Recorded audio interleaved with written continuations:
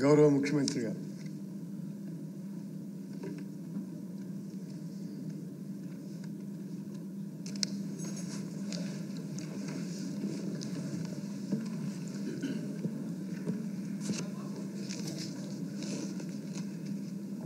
అధ్యక్ష, గవర్నర్ ప్రసంగానికి ధన్యవాదాలు తెలిపే ఈ చర్చా కార్యక్రమంలో పాల్గొంటూ అధ్యక్ష కొన్ని విషయాలు ఈ సభ ద్వారా ప్రజలందరికీ కూడా ఈ సందర్భంగా చెప్పాలనుకుంటా ఉన్నా అధ్యక్ష ఇక ఈ బడ్జెట్ సమావేశాలకు సంబంధించిన ప్రస్తావన వస్తే అధ్యక్ష, ఇది మన 6వ బడ్జెట్ సమావేశాలు అధ్యక్ష. ఈ సమావేశంలో మనం ప్రవేశపెట్టేది కేవలం ఓట్ ఆన్ అకౌంట్ బడ్జెట్ మాత్రమే ప్రవేశపెడతా ఉన్నాం. సాంప్రదాయాలకు గౌరవం ఇస్తూ తాత్కాలికంగా మరో 3 నెలల పాటు ఏప్రిల్, మే, జూన్ మాసాలకు సంబంధించిన బడ్జెట్కు ఆమోదం తెలిపే విధంగా అడుగులు ముందుకు వేస్తూ ఉన్నాం అధ్యక్ష. ఇక ఇదే బడ్జెట్కు మరింత మెరుగులు దిద్ది మళ్ళీ కొలువు తీరబోయే మనందరి ప్రభుత్వం 2024 జూన్లో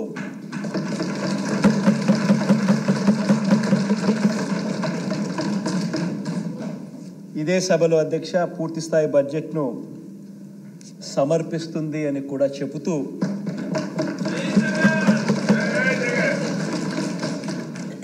గవర్నర్ ప్రసంగానికి ధన్యవాదాలు తెలిపే తీర్మానం మీద ఇక ఆ చర్చలోకి వెళ్తా ఉన్నాం అధ్యక్ష. ఈ చర్చలో అధ్యక్ష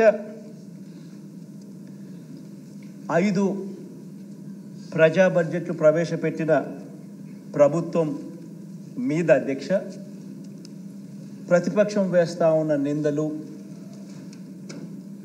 ఆ నిందలకు సంబంధించి వాస్తవాలు ఏమిటి అన్నది ఆ నిందలకు జవాబు చెబుతూ వాటికి సంబంధించిన నిందలవి ఏ రకంగా నిందలు అని చెప్పి తెలియజెప్పే కార్యక్రమంలో భాగంగా ఈ సభ ద్వారా రాష్ట్ర ప్రజలందరికీ కూడా కొన్ని విషయాలు చెప్పదలుచుకున్నాం అధ్యక్ష. ముందుగా అధ్యక్ష, రాష్ట్ర ఆర్థిక వ్యవస్థకు సంబంధించి 5 సంవత్సరాలలో ఈ 5 సంవత్సరాలలో అధ్యక్ష మనం ఎదుర్కొన్న సవాళ్ళను ఒకసారి గమనిస్తే అధ్యక్ష, ఎందుకనంటే అధ్యక్ష మనం అధికారంలోకి వచ్చే టయానికల్లా ఒక జటిలమైన పరిస్థితుల మధ్య అధికారంలోకి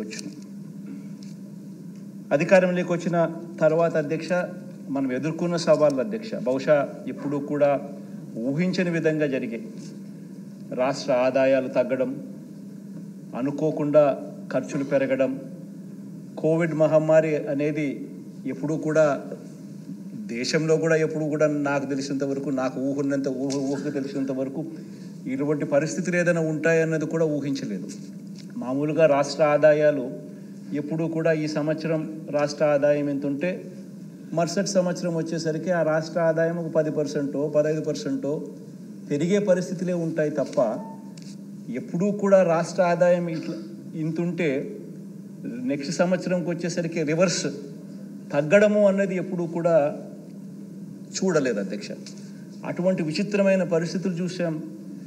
కోవిడ్ మహమ్మారి, దానివల్ల అనూహ్యంగా కొన్ని ఖర్చులు ప్రజల ఆరోగ్యపరంగా అయితేనేమి, ప్రజలను ఆదుకునే విషయంలో అయితేనేమి కొన్ని ఖర్చులు అనూహ్యంగా పెట్టాల్సిన దానికన్నా, ఊహించిన దానికన్నా కూడా ఖర్చులు పెరిగిపోయిన పరిస్థితులు కూడా గమనించాం అధ్యక్ష. అదేవిధంగా అధ్యక్ష గమనించినట్లయితే అధ్యక్ష ఈ 5 సంవత్సరాలలో ఇంకా అనూహ్యమైన పరిస్థితులు ఏం చూసామనంటే అధ్యక్ష, కేంద్ర ప్రభుత్వం రాష్ట్రానికి ఇచ్చే పన్నుల వాటా అంటే డెవల్యూషన్స్ అంటాం, అంటే రాష్ట్రానికి హక్కుగా కేంద్రం వాళ్ళు కలెక్ట్ చేసిన ట్యాక్సుల గుండా రాష్ట్రానికి రావాల్సిన వాటా ఈ రాష్ట్రానికి సంబంధించి ఈ కేంద్ర ప్రభుత్వం రాష్ట్రానికి ఇచ్చే ఈ పన్నుల వాటా అంటే ఈ డెవల్యూషన్స్ కూడా అధ్యక్ష మన 5 సంవత్సరాలు ఈ 5 సంవత్సరాల పీరియడ్ కనుక గమనించినట్టయితే అధ్యక్ష ఆ డెవల్యూషన్స్ కూడా తగ్గాయి.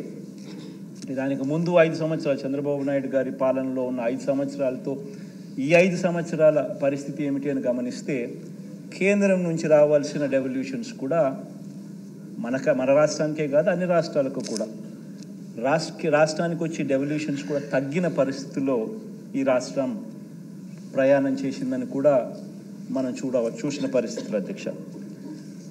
అదే రకంగా అధ్యక్ష రాష్ట్రానికి అత్యంత కీలకమైన వ్యవసాయము, విద్య, మహిళా సాధికారత ఇటువంటి రంగాల మీద అధ్యక్ష గత ప్రభుత్వ విధానాల వల్ల రాష్ట్రం మీద దాని ఇంపాక్టు, ప్రజల మీద దాని ఇంపాక్టు ఎంత తీవ్ర స్థాయిలో దాని పడింది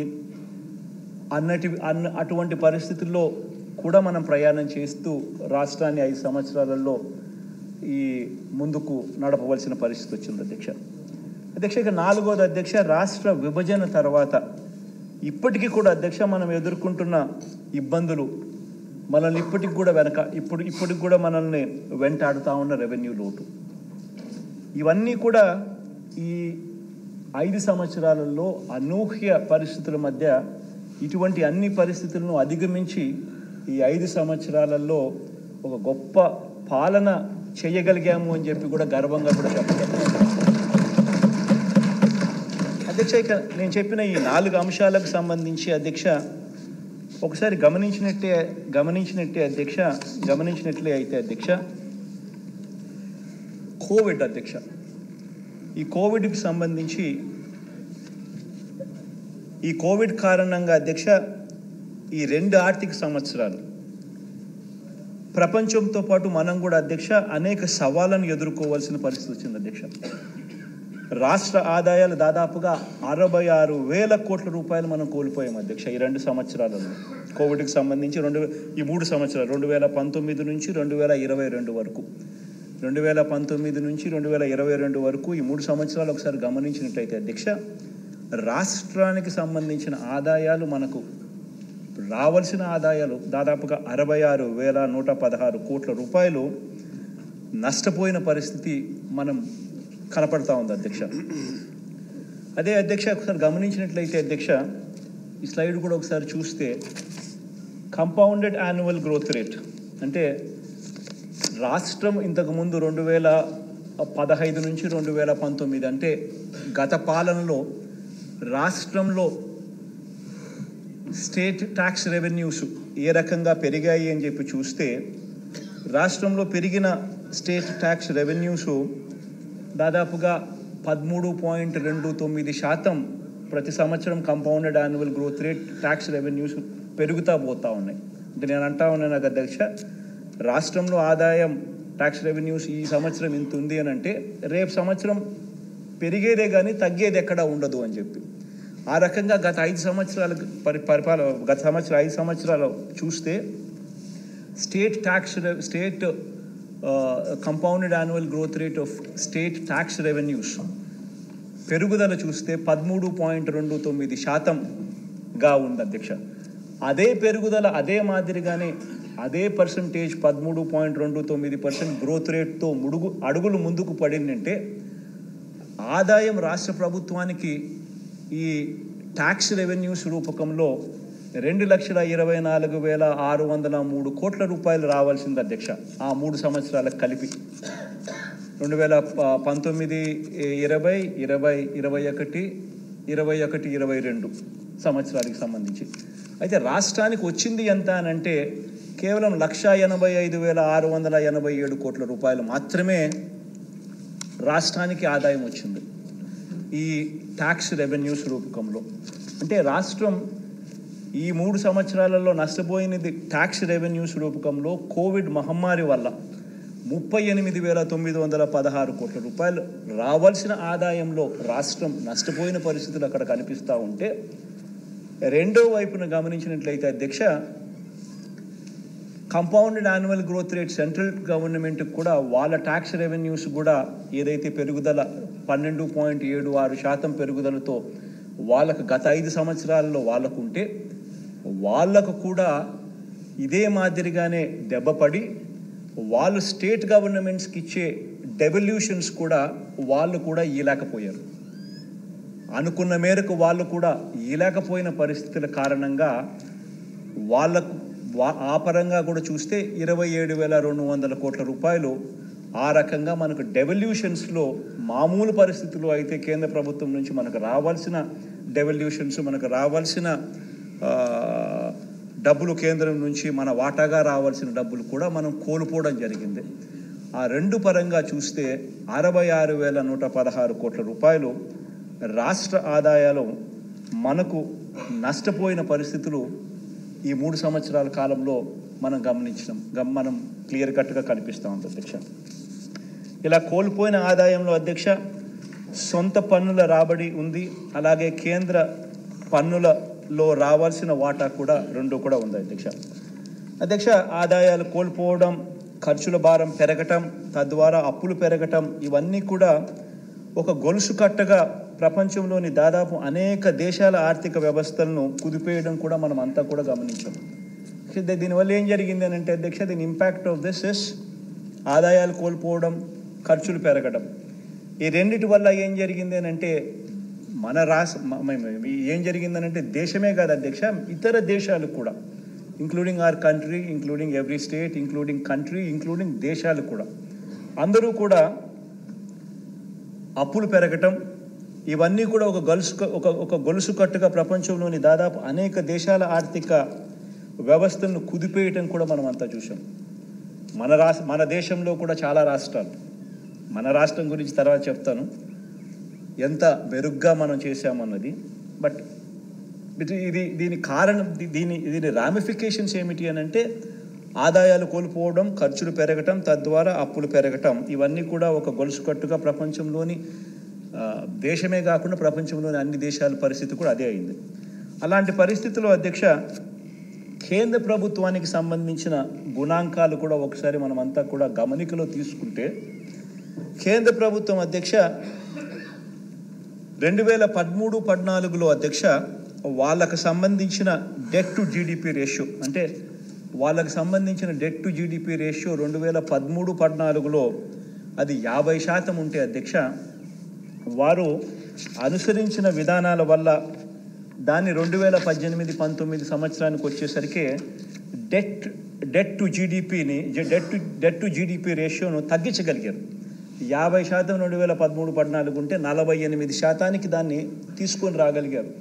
రకరకాల పద్ధతుల్లోనూ, రకరకాల ఫిస్కల్ డిసిప్లినరీ మెజర్స్ తీసుకుంటూ, మేనేజ్ చేసుకుంటూ. కానీ ఎప్పుడైతే ఈ కోవిడ్ వచ్చిందో అప్పుడు నువ్వు గమనించినట్టయితే అధ్యక్ష 2019-20 మీరు ఒకసారి మీరు గమనించినట్టయితే చూస్తే ఏకంగా 2019-20 48 కాస్త 58 నుంచి 61% ఏకంగా డెట్ టు జీడిపి కేంద్ర ప్రభుత్వానికి సంబంధించి పెరుగుదల కనిపిస్తూ ఉంది.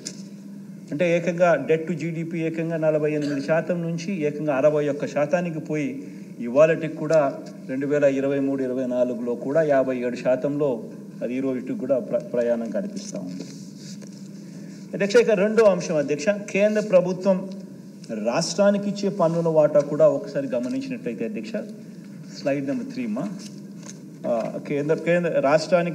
కేంద్ర ప్రభుత్వం రాష్ట్రానికి ఇచ్చే పన్నుల వాటా కూడా గమనించినట్టయితే అధ్యక్ష, ఇది కూడా కొన్ని బాధన కలిగించే అంశం మనకు కనిపిస్తుంది అధ్యక్ష. 2015 నుంచి 2019 మధ్యలో గమనించినట్లయితే అధ్యక్ష, కేంద్ర ఆర్థిక సంఘం సిఫార్సు 42% రాష్ట్రాలకు కేంద్ర పన్నుల వాటా కింద ఇవ్వాలి అని చెప్పి సిఫార్సు చేస్తే, కేంద్ర ప్రభుత్వం రాష్ట్రాలకు ఆ పీరియడ్లో అధ్యక్ష 35% మేరకు ఇచ్చింది. అంటే చంద్రబాబు నాయుడు గారి హయాంలో చంద్రబాబు నాయుడు గారికి కనీసం ఆ మేర కన్నా కూడా బెనిఫిట్ వచ్చింది. అంటే డెవల్యూషన్స్, కేంద్రం నుంచి రావాల్సిన పన్నుల వాటా ఆర్థిక సంఘం సిఫార్సు 42% చేసినప్పటికీ కూడా కనీసం 35% అన్న వాళ్ళు ఇచ్చినారు. వాస్తవం ఏమిటనంటే ఫైనాన్స్ కమిషన్ రికమెండేషన్స్ ఏదైతే 42% చేసినారో ఆ చేసినది రాష్ట్రానికి మొత్తంగా 42% ఇస్తే ఏ రాష్ట్రమైనా కూడా సంతోషపడుతుంది. ఎందుకంటే అది సిఫార్సు, దట్ ఈస్ వాట్ ఆర్థిక సంఘం సిఫార్సు. అయితే కేంద్రం అధ్యక్ష రాను రాను సెస్సులని, సర్ఛార్జులని ఇటువంటివన్నీ వేయడం వల్ల ఈ సెస్సులు, ఈ సర్ఛార్జులు ఇవన్నీ కూడా ఈ ట్యాక్స్ డెవల్యూషన్ బ్రాకెట్లోకి రావు. అది నేరుగా వాళ్ళే తీసుకోవడం జరుగుతుంది 100% దాంట్లో వచ్చిన ఆదాయం. కాబట్టి రాష్ట్రాలకు వచ్చే ఆదాయాలు తగ్గుతా వస్తూ ఉన్నాయి.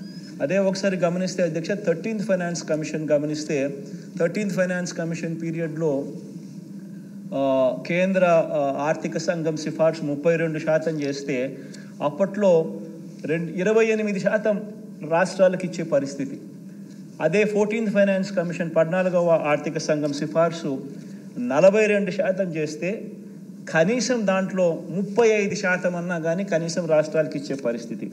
కానీ మన దగ్గరికి వచ్చేసరికి అధ్యక్ష 15వ ఆర్థిక సంఘం సిఫార్సు 41% అన్నా కనీసం రాష్ట్రాలకు ఇవ్వండి అని చెప్పి సిఫార్సు చేస్తే మన కర్మ కొద్దీ 31.5% మాత్రమే కేంద్రం డెవల్యూషన్స్ నుంచి రాష్ట్రాలకు ఇస్తూ ఉన్న పరిస్థితి మనకు కనిపిస్తూ ఉంది. అంటే అధ్యక్ష దాని అర్థం ఏమిటంటే అధ్యక్ష గతంలో చంద్రబాబు నాయుడు గారి పీరియడ్లో కనీసం 35% అన్నా వచ్చే డెవల్యూషన్స్ మన దగ్గరికి వచ్చేసరికి అది 31.5% పడిపోయింది. అంటే 35 నుంచి 1.5% పడిపోవడం అంటే 10% డ్రాప్.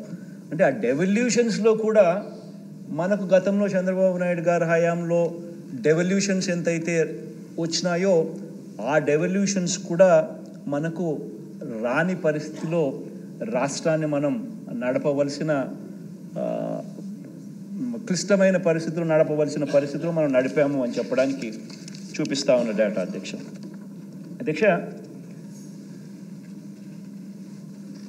అదేవిధంగా అధ్యక్ష కేంద్ర ప్రభుత్వం నుంచి అధ్యక్ష రాష్ట్రానికి ఫైనాన్స్ కమిషన్ సిఫార్సుల ప్రకారం రావాల్సిన పన్నుల వాటా అన్నది అధ్యక్ష గత 5 సంవత్సరాలలో ఒకసారి గమనించినట్లయితే ఇది డెవల్యూషన్స్ అధ్యక్ష అంటే కేంద్రం నుంచి రాష్ట్రానికి హక్కుగా రావాల్సిన వాటా 2018-19లో మీరు గమనిస్తే 32,000 వస్తే 2019-20 వచ్చేసరికి మామూలుగా ప్రతి సంవత్సరం పెరుగుతుంది. ఎందుకంటే ప్రతి సంవత్సరం కేంద్రానికి సంబంధించిన ఆదాయాలు పెరుగుతాయి. ఆ ఆదాయాల పెరుగుదల వల్ల రాష్ట్రాలకు వచ్చే ఆదాయాలు కూడా వాళ్ళు ఆటోమేటిక్ ప్రపోర్షనెట్గా పెరిగి రాష్ట్రానికి ప్రతి సంవత్సరం కూడా న్యాచురల్గా ఎక్కువ డబ్బులు వస్తాయి. కానీ గమనిస్తే 2018-19లో 32,780 కోట్లు రాష్ట్రానికి వస్తే 2019-20లో 28,000 కోట్లకు తగ్గింది. 2020-21 వచ్చేసరికి అది 24,460 కోట్లకే పడిపోయింది. కోవిడ్ కావచ్చు, ఇంకా రకరకాల కారణాలు కావచ్చు, ఏదైనా కానీ పడిపోయిన పరిస్థితులు గమనిస్తూ ఉన్నాం. అది మళ్ళీ 2021-22 36,000 కోట్లకు చేరింది. ఇప్పుడు 2022-23 38,000 కోట్లకు స్లోలీ మళ్ళా బేస్ ఫ్యాక్టర్ తగ్గినప్పటికీ మన స్లోలీ ఇప్పుడు కాస్త కుదుట పడతా వస్తూ ఉంది అధ్యక్ష. అదే మాదిరిగా గమనిస్తే ఫైనాన్స్ కమిషన్ సిఫార్సు ప్రకారం రావాల్సిన పన్నుల వాటా అనేది గత అధ్యక్ష 2014-19 మధ్య జిఎస్డిపిలో కూడా అంటే స్టేట్ గ్రాస్ డొమెస్టిక్ ప్రోడక్ట్ రాష్ట్రానికి సంబంధించిన జిఎస్డిపిలో కూడా స్థూల ఉత్పత్తిలో కూడా అప్పట్లో 3.7%గా మనకు వచ్చే పరిస్థితి నుంచి 2019 నుంచి 2023 మన పీరియడ్కి వచ్చేసరికి రాష్ట్ర స్థూల ఉత్పత్తిలో 2.92% పడిపోయినట్టుగా కూడా కనిపిస్తూ ఉంది అధ్యక్ష. అంటే మనకు రావాల్సిన డెవల్యూషన్స్ కూడా ఆ మాదిరిగా పడిపోయిన పరిస్థితులు కనిపిస్తూ ఉన్నాయి అధ్యక్ష. ఇక 3వ అంశం అధ్యక్ష, రాష్ట్రానికి అత్యంత కీలకమైన విద్య, వ్యవసాయం, మహిళా సాధికారత వంటి కీలక రంగాల అధ్యక్ష గత ప్రభుత్వ విధానాల వల్ల ఎలా ఇవన్నీ కూడా కుదేలైపోయిన పరిస్థితులు ఎలా ఉన్నాయి అని చెప్పి కూడా గమనించినట్లయితే అధ్యక్ష చూస్తే అధ్యక్ష విద్యారంగాన్ని తీసుకుంటే అధ్యక్ష కేంద్ర ప్రభుత్వం విడుదల చేసిన గణాంకాల ప్రకారం అధ్యక్ష ఇది 2018 మార్చిలో రిలీజ్ చేసిన డేటా అధ్యక్ష. ఈ 2018లో ఈ డేటాను రిలీజ్ చేస్తే ఆ డేటా ఒకసారి గమనించినట్లయితే అధ్యక్ష, GER రేషియో అంటే గ్రాస్ ఎన్రోల్మెంట్ రేషియో గమనించినట్లయితే ఇది ఈ ప్రైమరీ ఎడ్యుకేషన్కి సంబంధించిన డేటా అధ్యక్ష. ఒకసారి గమనించినట్లయితే జాతీయ సగటున 96.91 ఉంటే మన రాష్ట్రంలో 83.29%. చాలామందికి అనిపిస్తుంది అమ్మఒడి అనేది ఎట్లొచ్చింది బుర్రలోకి. ఈ డేటా చూస్తే ఎవరికైనా కూడా అమ్మఒడి అనేది ఎంత అవసరము అనేది ఎవరికైనా అర్థమవుతుంది అధ్యక్ష. ఎందుకంటే అధ్యక్ష ఈ డేటా రిలీజ్ అయింది అధ్యక్ష 2018 మార్చిలో ఈ డేటా రిలీజ్ అయింది. ఈ డేటా గమనించినట్టయితే అధ్యక్ష, ప్రైమరీ స్కూల్స్లో GER అంటే ఎన్రోల్ అయ్యే పిల్లల వివరాలను గమనిస్తే జాతీయ యావరేజ్ 96.91 ఉంటే 96.91 ఉంటే మన రాష్ట్రంలో వచ్చేసరికి 83.29తో రాష్ట్రంలో అధ్యక్ష 36 రాష్ట్రాలు యూనియన్ 29 రాష్ట్రాలు ప్లస్ 7 యూనియన్ టెరిటరీలు అంటే మొత్తం 36 ఉంటే అధ్యక్ష యూనియన్ టెరిటరీస్ అండ్ రాష్ట్రాలు పుట్ టుగెదర్.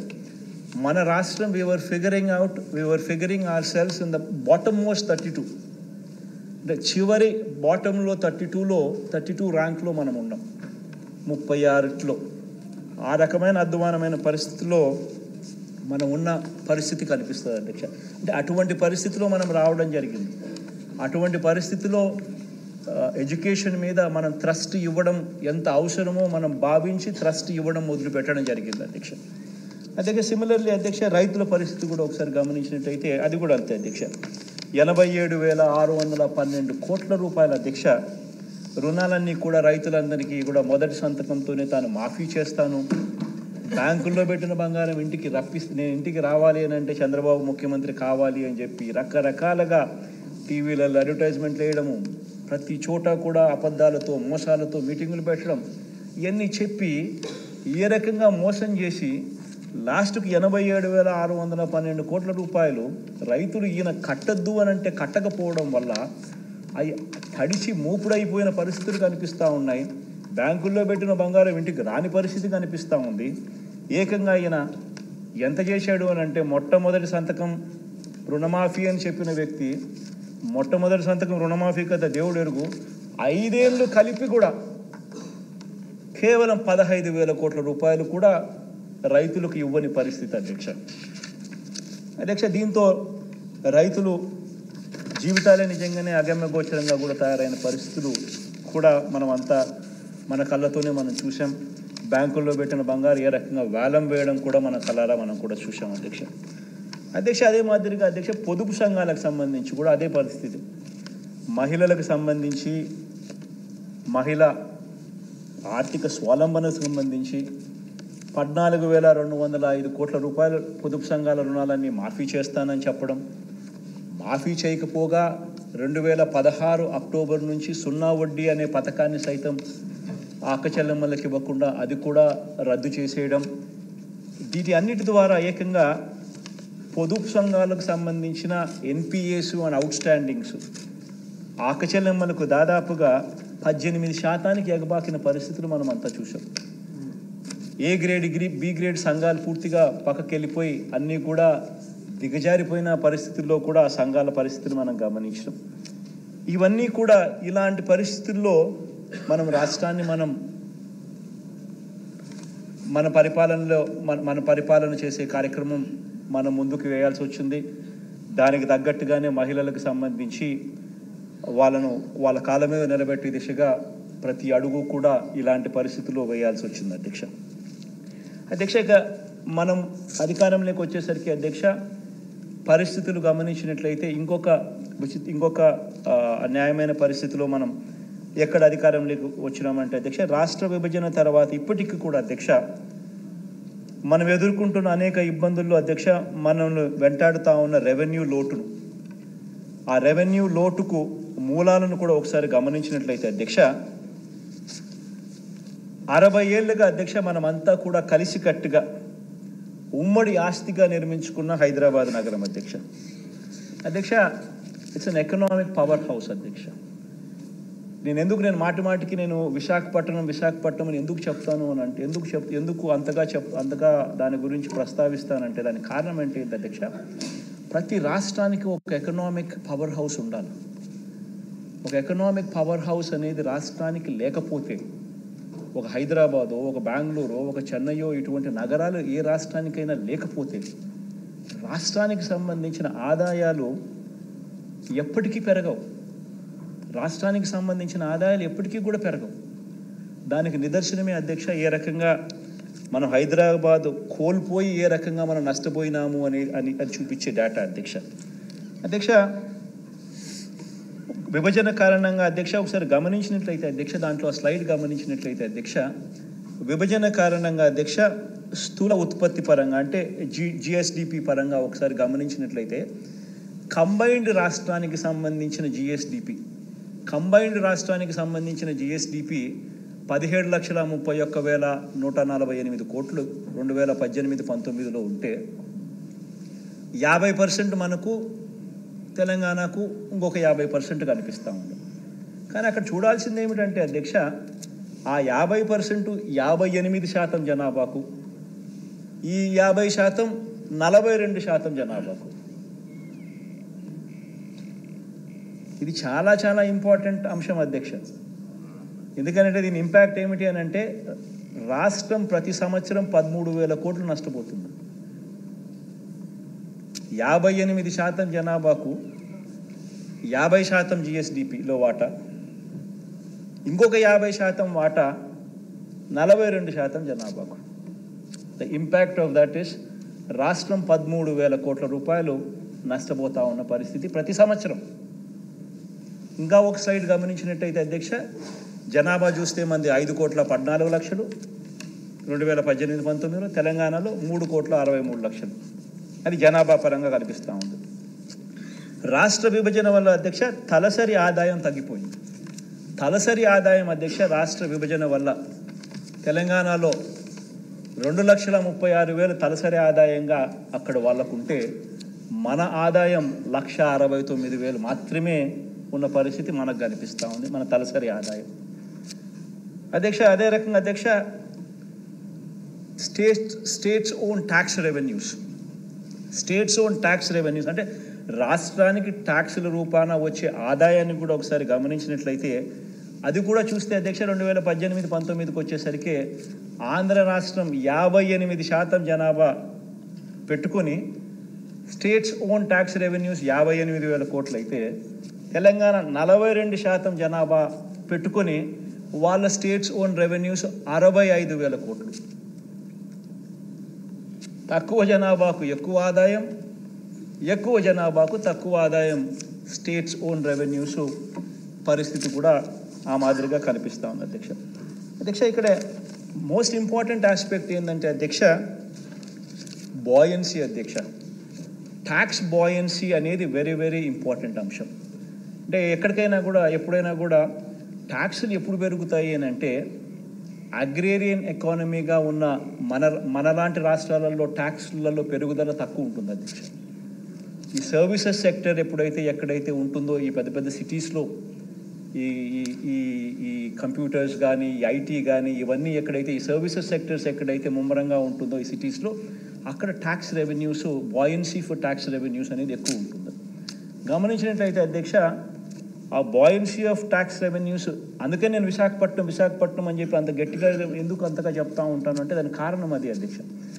ఒకసారి నేషనల్ ఒకసారి నేషన్ యాజ్ అ హోల్గా ఒకసారి గమనించినట్లయితే అధ్యక్ష contribution into GDP from agriculture sector గమనిస్తే 18%. అగ్రికల్చర్ నుంచి జీడిపికి కాంట్రిబ్యూషన్ నేషన్ వైడ్ గమనిస్తే 18% ఉంటే తెలంగాణలో 17% ఉంది. ఆ మాదిరిగా ఉంటే మన రాష్ట్రంలో అగ్రికల్చర్ నుంచి జీడిపికి కాంట్రిబ్యూషన్ 34%. దీనివల్ల ఏమవుతుందనంటే అధ్యక్ష, దీనివల్ల ఏం జరుగుతుందనంటే మంది రైతులతో కూడిన ఎకానమీ. సో దీనివల్ల ఏమవుతుందనంటే ability to generate tax revenues మనకు తగ్గుతాం. This is inherited. Legacy inherited. So ఇటువంటి చోట అందుకనే ఇటువంటి చోట హైదరాబాద్ లాంటి నగరం లేకపోవడం ఇంకా దారుణం. దాని దెబ్బకి ఏమవుతుంది అని అంటే బాయిన్సీ ఆఫ్ ట్యాక్స్ రెవెన్యూస్ కూడా తక్కువ కావడం. అందుకనే మీరు గమనించినట్టయితే అధ్యక్ష 2018-19 వచ్చేసరికి మన ఆంధ్ర రాష్ట్రంలో tax revenues states own tax revenues 58,000 కోట్లు అయితే తెలంగాణలో స్టేట్స్ ఓన్ ట్యాక్స్ రెవెన్యూస్ 65,000 కోట్లు. అక్కడ జనాభా 42%, 3.63 crores, మన జనాభా 58% అంటే 5.14 crores. ఇటువంటి ఈ లెగసీ ఎంత దూరం తీసుకొని పోతుందని అంటే అధ్యక్ష ఈ 58% జనాభాకు స్టేట్స్ ఓన్ ట్యాక్స్ రెవెన్యూస్ 58,000 కోట్లు, ఈ 42% జనాభాకు స్టేట్స్ ఓన్ ట్యాక్స్ రెవెన్యూస్ 65,000 కోట్లు కలెక్ట్ చేసే పరిస్థితిలో ట్రాన్స్లేట్ చేస్తే అధ్యక్ష రాష్ట్ర ప్రభుత్వం ఈ విభజన వల్ల నష్టపోయింది ఎంత అని అంటే సంవత్సరానికి 13,000 కోట్ల రూపాయలు ఆదాయాల పరంగా మనం నష్టపోయిన పరిస్థితి క్లియర్గా కనిపిస్తూ ఉంది అధ్యక్ష. ఒక్కొక్కసారి బాధ అనిపిస్తుంది అధ్యక్ష, ఎందుకంటే 13,000 కోట్ల రూపాయలు ప్రతి సంవత్సరం రాష్ట్ర ప్రభుత్వానికి అదనపు ఆదాయంగా వచ్చే పరిస్థితి ఇలానే కొనసాగిందంటే చంద్రబాబు నాయుడు గారు 5 సంవత్సరాలు అంటే 65,000 కోట్లు, మన ఈ 5 సంవత్సరాలు అని అంటే దాదాపుగా 130,000 కోట్లు మనకి అదనపు ఆదాయం చేతిలో ఉండిండు. ఈ అదనపు ఆదాయం 130,000 కోట్లు మన దగ్గర ఉండింటే మనం ఏమేమో చేసే అవకాశం మనకు కూడా ఎంతగానో వెసులుబాటు ఉండేది. కానీ ఆ వెసులుబాటు అన్యాయంగా మన దగ్గర నుంచి ఆ వెసులుబాటు తీసేయడమే కాకుండా కనీసం ప్రత్యేక హోదా అన్న అంశం అన్నా కనీసం చట్టంలో అన్న కనీసం రాసిందంటే కనీసం పెట్టుంటే రాష్ట్రాన్ని విడగొట్టేటప్పుడు కనీసం మనం కోర్టుకు పోయినా కానీ కనీసం తెచ్చుకునే అవకాశం ఉండేది. రాష్ట్రాన్ని అడ్డగోలుగా విడగొట్టడమే కాకుండా దాన్ని ప్రత్యేక హోదాను కనీసం చట్టంలో కూడా చేర్చలేదు. దీని దెబ్బకు మన మీద ఆధారపడి ఉండే కేంద్ర ప్రభుత్వం కేంద్రంలో వస్తే తప్పనిచ్చి మన కర్మ కొద్దీ మనకు ప్రత్యేక హోదా అనేది ఒక ఎండమావిగా తయారై కనిపిస్తూ ఉంది అధ్యక్ష. నిజంగా ఒక్కొక్కసారి బాధ అనిపిస్తుంది. కేంద్రంలో ఉన్న ఏ ప్రభుత్వం వచ్చినా కూడా వాళ్ళకు అబ్సల్యూట్ నెంబర్లు రాకూడదు అని చెప్పి మనస్ఫూర్తిగా కూడా కోరుకుంటా ఉన్నాం. కనీసం మన సపోర్ట్ అన్న డిపెండ్ అయ్యే ప్రభుత్వం వచ్చింది అని అంటే కనీసం ప్రత్యేక హోదా అన్న ఇస్తారేమో అని ఆశ. అన్ఫార్చునేట్గా విడగొట్టడమే ఒక అన్యాయం అయితే కనీసం రాష్ట్ర విభజన చట్టంలో దాన్ని పెట్టకపోవడం ఇంకా దారుణం అధ్యక్ష. మన కళ్ళ ఎదుటితే కూడా ఇంత దారుణమైన పరిస్థితులు కూడా చూసాం అధ్యక్ష. ఇటువంటి పరిస్థితుల మధ్య అధ్యక్ష, ఇన్ని ఇబ్బందుల మధ్య, ఇన్ని సవాళ్ళ మధ్య మన ఆర్థిక వ్యవస్థను అధ్యక్ష గత 57 నెలలుగా మనం నడుపుకుంటూ ముందడుగులు వేస్తూ వచ్చాం. ఇటువంటి పరిస్థితుల మధ్య అధ్యక్ష ఏ రకమైన సవాళ్ళు మనం ఎదుర్కొన్నాము, ఈ సవాళ్ళల్లో మనం ఏ రకంగా అడుగులు ముందుకు వేశాము అనేది గమనిస్తే అధ్యక్ష దేవుడి దయ వల్ల ఇన్ని సమస్యలు మనకున్నా కూడా అధ్యక్ష మన ప్రయాణంలో అధ్యక్ష ఈ 57 నెలల మన ప్రయాణంలో అధ్యక్ష గర్వంగా కూడా చెప్పగలుగుతాం అధ్యక్ష. ఎక్కడా కూడా కరప్షన్ లేకుండా పూర్తిగా వ్యవస్థను మొత్తం ప్రక్షాళన చేసి గతంలో ఎవరైనా కూడా అధ్యక్ష మన ప్రభుత్వం రాకమునుపు అధ్యక్ష 2019 సంవత్సరానికి ముందు అధ్యక్ష ఎవరైనా కూడా ప్రభుత్వం నుంచి ఇచ్చే ₹1 ఎటువంటి కరప్షను ఎటువంటి వివక్ష లేకుండా ప్రజల చేతుల్లోకి చేరగలుగుతుందా అని చెప్పి ఎవరినైనా ప్రజలను అడిగితే అధ్యక్ష ఎవరు కూడా ఇది జరిగే పని కాదు అని చెప్పే మాటల పరిస్థితి నుంచి ఈరోజు బటన్ నొక్కడం నేరుగా నా అక్క చెల్లెమ్మల కుటుంబాల ఖాతాల్లోకి డబ్బులు ఎక్కడ లంచాలు లేవు, ఎక్కడ వివక్ష లేదు. ఏకంగా 2,55,000 కోట్ల రూపాయలు నేరుగా చేయగలిగాం అధ్యక్ష, చేసి చూపించగలిగాం అధ్యక్ష. ఇది ఒక గొప్ప కార్యక్రమం అధ్యక్ష. దీనికి తోడు అధ్యక్ష నాన్ డీబీటీ స్కీమ్స్ కూడా ఒకసారి గమనించినట్లయితే నెక్స్ట్ స్లైడ్ అమ్మా, స్లైడ్ 8 తీసుకుంటూ నాన్ డీబీటీ స్కీమ్స్ కూడా ఒకసారి గమనించినట్లయితే అధ్యక్ష, నాన్ డీబీటీ స్కీమ్స్లో అంటే మన హౌస్ సైట్స్, ఈ విద్యా కానుక, ఈ ట్యాబ్స్, ఈ పవర్ సప్లై, ఈ సంపూర్ణ పోషణం, గోరుముద్ద, ఈ పీడిఎస్ రైసు, ఇటువంటి నాన్ డీబీటీ స్కీమ్స్ కూడా పరిగణలోకి తీసుకుంటే, ఇళ్ల స్థలాలు ఇటువంటివన్నీ తీసుకుంటే అధ్యక్ష 1,07,000 కోట్ల రూపాయలు నాన్ డీబీటీ కింద కూడా ఇచ్చినాం. ఇదే మనం market value of house sites కన్నా తీసుకుంటే దాదాపుగా 1,76,000 కోట్లు అవుతుంది.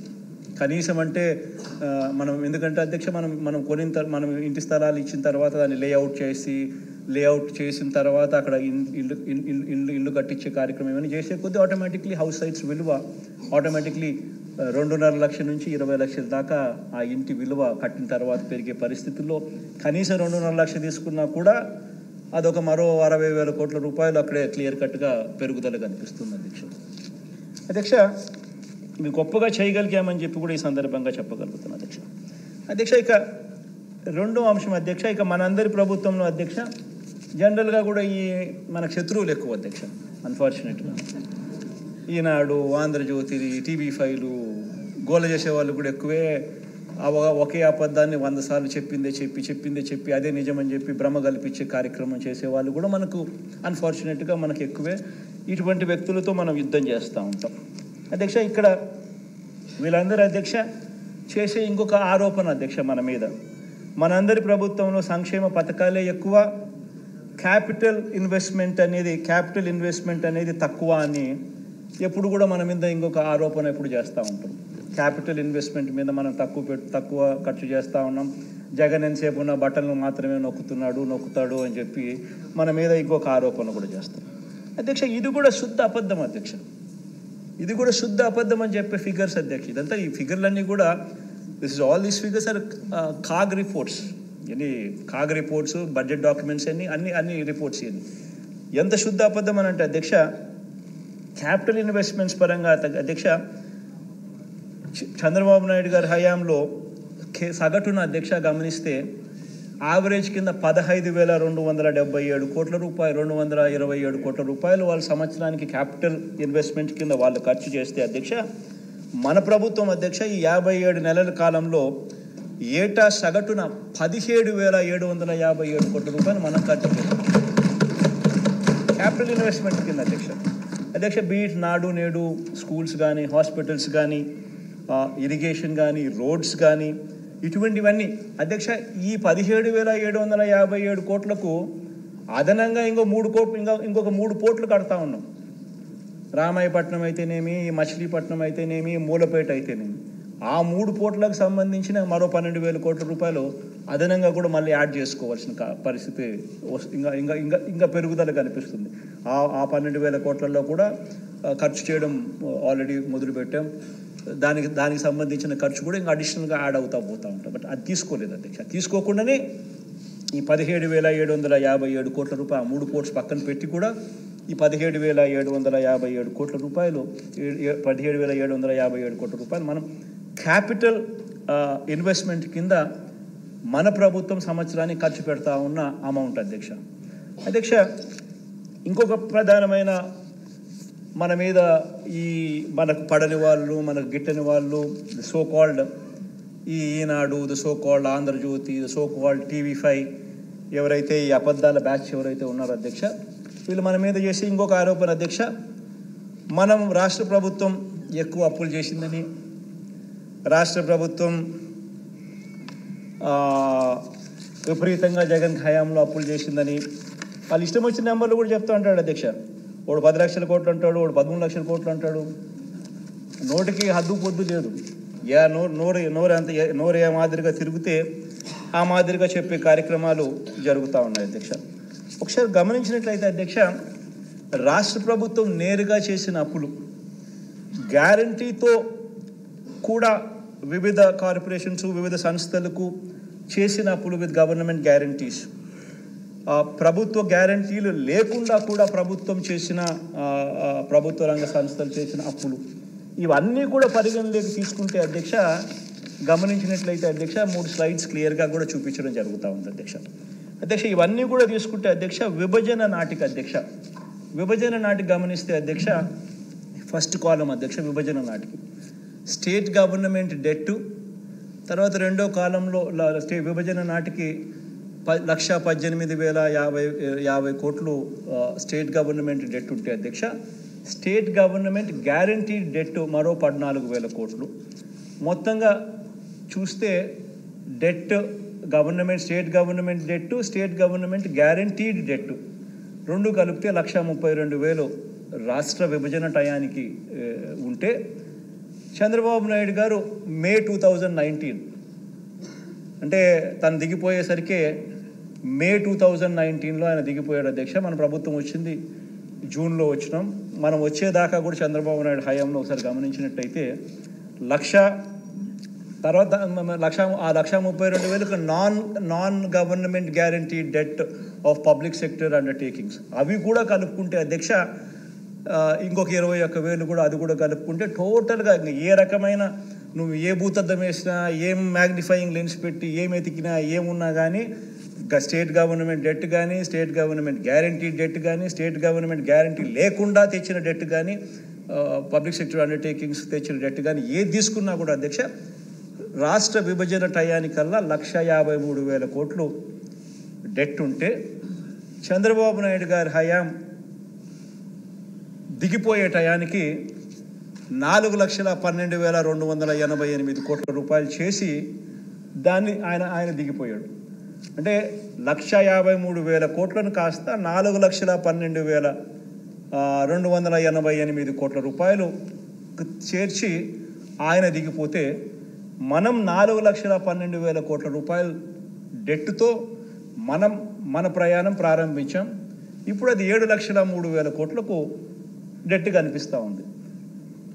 ఒకసారి ఈ కంపౌండెడ్ యాన్యువల్ గ్రోత్ రేట్ ఒకసారి గమనించినట్టయితే అధ్యక్ష డెట్లో ఎవరెవరి హయాంలో ఎంత గ్రోత్ రేట్ నమోదైందని చూస్తే total growth rate and debt చూస్తే ఈ 1,53,000 కోట్లు కాస్త 4,12,000 కోట్లు కావడం అంటే చంద్రబాబు నాయుడు హయాంలో సంవత్సరానికి గ్రోత్ రేట్ 21.87% పెరుగుదల ఉంటే మన హయాంలోకి వచ్చేసరికి కేవలం 12.13% మాత్రమే పెరుగుదల కనిపిస్తూ ఉంది.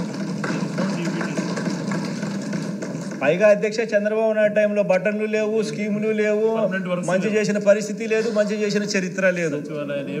కేవలం అప్పుడు ఉండింది డిపిటి, దోచుకో పంచుకో తినుకో.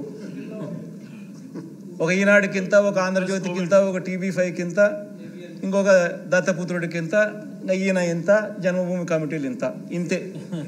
ఈ నీళ్ళు మొత్తం పంచుకునే కార్యక్రమం తప్ప ఎక్కడా కూడా బటన్ నొక్కడం కానీ, ప్రజలకు పేదవాళ్ళకు పోవడం కానీ, అక్కచెల్లెమ్మలు ఖాతాల్లోకి వెళ్ళడం కానీ ఎక్కడా జరగలేదు. ఏ అవ్వాతాత కూడా సంతోషంగా లేదు. మన హయాంలో అధ్యక్ష కోవిడ్, ఇంతకుముందు నేను చెప్పినా కదా అధ్యక్ష ఎటువంటి పరిస్థితుల్లో మనం వచ్చినామని చెప్పి. కోవిడ్ వల్ల ఆదాయాలు తగ్గినాయి. కోవిడ్ వల్ల ఆదాయాలు తగ్గినప్పటికీ, కోవిడ్ వల్ల ఇంకా అదనపు ఖర్చు పెరిగినప్పటికీ, అన్నీ జరిగినప్పటికీ, ప్లస్ ఎప్పుడూ ఎవరు ఊహించని విధంగా బటన్ నొక్కే కార్యక్రమం మనం తీసుకొచ్చినప్పటికీ ఇన్ని లక్షల కోట్లు మనం ట్రాన్స్పరెంట్గా, ఎక్కడ కరప్షన్ లేకుండా, వివక్షణ లేకుండా ట్రాన్స్పరెంట్గా మనం పారదర్శకంగా ప్రతి అకౌంట్కు మనం చేర్పించిన పరిస్థితుల్లో ఇంత చేసినప్పటికీ కూడా చంద్రబాబు నాయుడు హయాంలో 21.87% compounded annual growth rate of debt ఉంటే మన హయాంలో కేవలం 12.13% మాత్రమే ఉంది అధ్యక్ష. ఇది నిజంగా రికార్డ్ అధ్యక్ష. నేను చూపించినవన్నీ కూడా దిస్ ఇస్ ఇది RBI డేటా, స్కాగ్ డేటా, స్టేట్ బడ్జెట్ డాక్యుమెంట్స్ ఇవన్నీ ఉన్నాయి. ఎక్కడా కూడా దీంట్లో అవాస్తవాలు ఏం లేవు. అసెంబ్లీ ముందర ప్రవేశపెడుతున్నాం. స్టేట్ డెట్టే చూసుకుంటే అధ్యక్ష మామూలుగా స్టేట్ డెట్ అంటారు. State government debt, state government guaranteed debt అని యూజువల్గా ఆ రెండు మాత్రమే పరిగణలోకి తీసుకుంటాం. ఆ రెండు మాత్రమే యూజువల్గా పరిగణలోకి తీసుకున్నా కూడా అక్కడ కూడా చూసుకుంటే 1,32,000 రాష్ట్ర విభజన అప్పుడు మనకు అప్పులుంటే రాష్ట్ర విభజన నుంచి చంద్రబాబు నాయుడు గారు దిగిపోయే మే 2019 నాటికి 3,31,000 కోట్లకు పెరిగింది.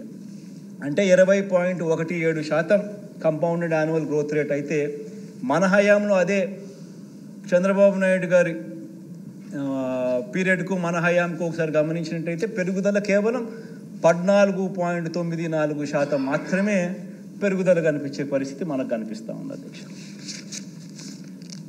అధ్యక్ష. ఇక్కడ మరో విషయం ఏమిటంటే అధ్యక్ష, రాష్ట్ర ప్రభుత్వం అధ్యక్ష గత 5 సంవత్సరాల అధ్యక్ష కేంద్ర ఆర్థిక సంఘం సూచించిన పరిమితిని అధ్యక్ష మించి చేసిన అప్పులు. ఇది కూడా మనం ఏందంటారా, ఇది కూడా ఈ గిట్టని వాళ్ళందరూ కూడా విపరీతంగా ఆయన అప్పులు చేస్తూ ఉన్నాడు, విపరీతంగా తీసుకొచ్చేస్తున్నాడు, విపరీతంగా అది తీసుకొస్తున్నాడు, ఇది తీసుకొస్తున్నాడు, ఇది చెప్పడం లేదు, అది చెప్పడం లేదు, ఇష్టం వచ్చినట్టుగా మన మీద ఆరోపణలు చేసేవాళ్ళు మాట్లాడుతాడు. ఈనాడు ఒకడు, ఆంధ్రజ్యోతి ఒకడు, ఆ TV5 ఒకడు, ఆ చంద్రబాబు నాయుడు ఒకడు, వీళ్ళు కాక సగం తెలిసి సగం తెలియని కొంతమంది ఆయన అనుంగ బ్యాచ్. ఇదంతా కూడా ఈ కౌరవ సైన్యంలో భాగస్తులుగా ఈయనంతా మిగతా వాళ్ళు కూడా మాట్లాడుతుంటారు అధ్యక్ష. ఇక్కడ గమనించినట్టయితే అధ్యక్ష, తెలుగుదేశం ప్రభుత్వం హయాంలో అధ్యక్ష 2014-19 మధ్య కేంద్ర ఆర్థిక సంఘం అధ్యక్ష పరిమితులకు మించి చేసిన అప్పులు చంద్రబాబు నాయుడు గారి హయాంలో 28,457 కోట్లు కనిపిస్తూ ఉన్నాయి అధ్యక్ష. మీరు గమనించినట్లయితే ఫిజికల్ డెఫిసిట్ అంటే రాష్ట్ర ప్రభుత్వం తీసుకొచ్చిన అప్పులు.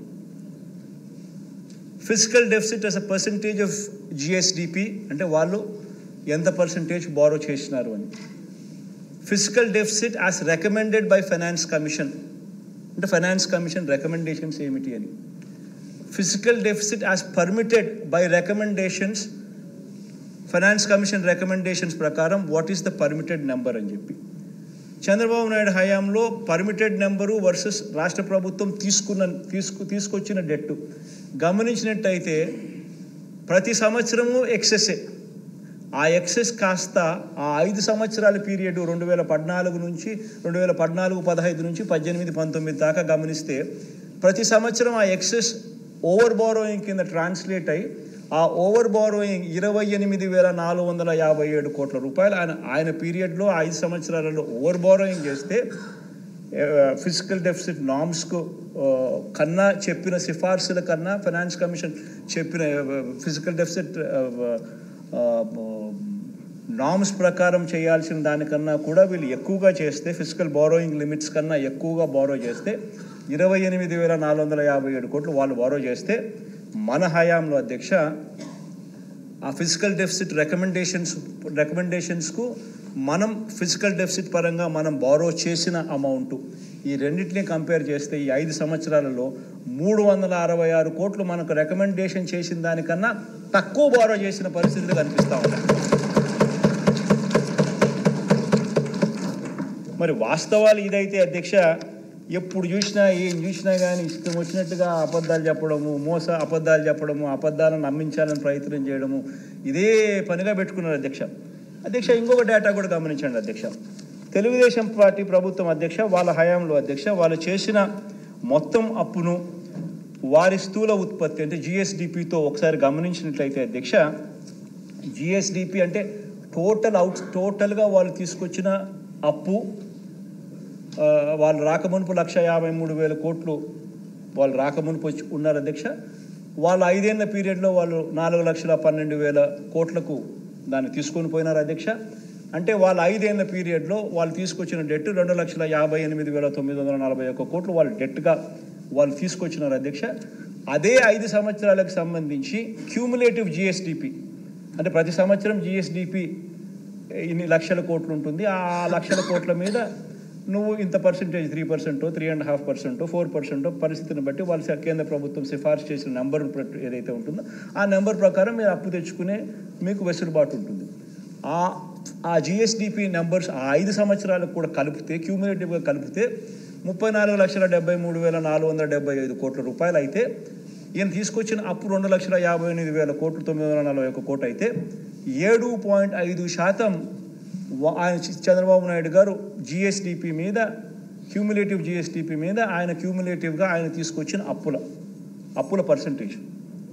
అదే టైంలో కేంద్ర ప్రభుత్వం అధ్యక్ష ఆ 5 సంవత్సరాలలో కేంద్ర ప్రభుత్వం వాళ్ళ జీడిపి మీద వాళ్ళు తీసుకొచ్చిన అప్పులు కాస్త అప్పులు ఎంత అని గమనిస్తే సెంట్రల్ గవర్నమెంట్ బారోయింగ్ 3.6% ఉంటే స్టేట్ గవర్నమెంట్ బారోయింగ్ 7.5% కింద చూపిస్తారు. 7.5% అయితే మన హయాంలోకి వచ్చేసరికి కేంద్ర ప్రభుత్వం కోవిడ్ అయితేనేమి రకరకాల కారణాలు అయితేనేమి సెంట్రల్ గవర్నమెంట్ బారోయింగ్స్ కూడా దేశవ్యాప్తంగా ప్రపంచవ్యాప్తంగా పెరిగినట్టే కేంద్ర ప్రభుత్వం కూడా వాళ్ళ అప్పుల పర్సంటేజ్ 6.5% ఆఫ్ దేర్ జీడిపి ఈ 5 సంవత్సరాల జీడిపి నెంబర్స్ క్యూములేటివ్లో వాళ్ళు బారో చేసింది 6.5% అయితే మనం బారో చేసింది ఓన్లీ 5.2% ఆఫ్ ఆర్జిఎస్డిపి 5 years క్యూములేటివ్గా.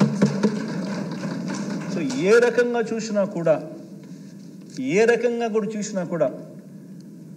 ఏ స్టాండర్డ్లో గమనించినా కూడా అప్పుల పరంగా కానీ గవర్నెన్స్ పరంగా కానీ ఫిస్కల్ మేనేజ్మెంట్ పరంగా కానీ ఏ పరంగా చూసినా కూడా గత ప్రభుత్వానికి మన ప్రభుత్వానికి ఎంత వ్యత్యాసం ఉంది అని చెప్పడానికి ఈ డేటా ఎంతో ఉపయోగపడుతుందని చెప్పి కూడా ఈ సందర్భంగా చెప్పడానికి నేను సంతోషపడుతున్నాను, గర్వపడతా ఉన్నాను అధ్యక్ష. అసలు యాక్చువల్గా ఈ మాదిరిగా పరిపాలన చేయగలుగుతామని చెప్పి నిజంగా ఎవరు ఊహించని విధంగా మన ఆయన అంటాడు 14 ఏళ్ళు ముఖ్యమంత్రిగా నేను పరిపాలన చేసినా నాకు ఎంతో ఎక్స్పీరియన్స్ ఉందని చెప్పి. ఎందుకుందా అధ్యక్ష ఎక్స్పీరియన్స్ ఎవరికి అర్థం కాదు, కొట్టుకునేదానికి తప్ప ఎందుకు సరిపోదు.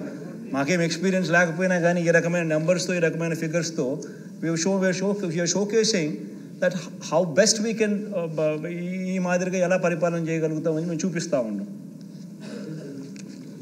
అధ్యక్ష నిజాలు ఇలా ఉంటే అధ్యక్ష మన ప్రభుత్వం మీరు గమనించినట్టయితే అధ్యక్ష ఆ 5 సంవత్సరాల పీరియడ్లో మన ప్రభుత్వం 2,91,000 కోట్లు మనం అప్పు చేస్తే ఈ 2,91,000 కోట్ల అప్పును వాడు 13 లక్షల కోట్లు అంటాడు, వాడు 10 లక్షల కోట్లు అంటాడు. వాళ్ళ ఇష్టం ఏదైతే అది దాన్ని చెప్పుకుంటూ పోతా ఉన్నాడు అధ్యక్ష. ఈ 14 ఏళ్ళు సీఎంగా అధ్యక్ష తాను చేసింది ఏమిటనంటే అధ్యక్ష చంద్రబాబు నాయుడు గారు సీఎంగా 14 సంవత్సరాలు ఉన్నా కూడా తాను చేసింది ఏమిటి అధ్యక్ష, కుటుంబాలకు ఏమీ చేయలేదు. ఏ ఒక్క కుటుంబానికి కూడా పలానా మంచి తాను చేయగలిగినాడు, పలానా మంచి తాను చేసినాడు అని ఎక్కడా కూడా చెప్పుకునే పరిస్థితి లేదు అధ్యక్ష. నేను ఈ మధ్యకాలంలోనే నా లాస్ట్ 2 స్పీచ్లలో కూడా చెప్తా ఉన్నా, ప్రతి ఇంటికి వెళ్ళమని చెప్తా ఉన్నా, ప్రతి ఇంటికి వెళ్ళి అడగమని చెప్తా ఉన్నా, 10 సంవత్సరాల బ్యాంక్ అకౌంట్ తీసుకోమని చెప్తా ఉన్నా. ఆ ఇంట్లో ఉన్న ఆ లబ్ధిదారుడు, ఆ ఇంట్లో ఉన్న ఆ అక్క చెల్లెమ్మలు 10 సంవత్సరాల వాళ్ళ బ్యాంక్ అకౌంట్ వాళ్ళే తీసుకొని చంద్రబాబు నాయుడు 5 సంవత్సరాల బ్యాంక్ అకౌంట్ డీటెయిల్స్ మన 5 సంవత్సరాల మన పరిపాలనలో ఉన్న బ్యాంక్ అకౌంట్ డీటెయిల్స్ వాళ్ళనే చూడమని చెప్తా ఉన్నాం. చంద్రబాబు నాయుడు గారు 5 సంవత్సరాల కాలంలో కనీసం ₹1 అయినా వాళ్ళ బ్యాంక్ అకౌంట్కు చేరిందా అని చెప్పి వాళ్ళని అడగమని చెప్తా ఉన్నాం. అదే ఈ ప్రభుత్వ హయాంలో మన ప్రభుత్వ హయాంలో ఎన్ని లక్షల రూపాయలు ఆ బ్యాంక్ అకౌంట్లలో డబ్బులు పడిందో వాళ్ళనే అడగమని చెప్తా ఉన్నాం, వాళ్ళనే గమనించమని అడుగుతాం.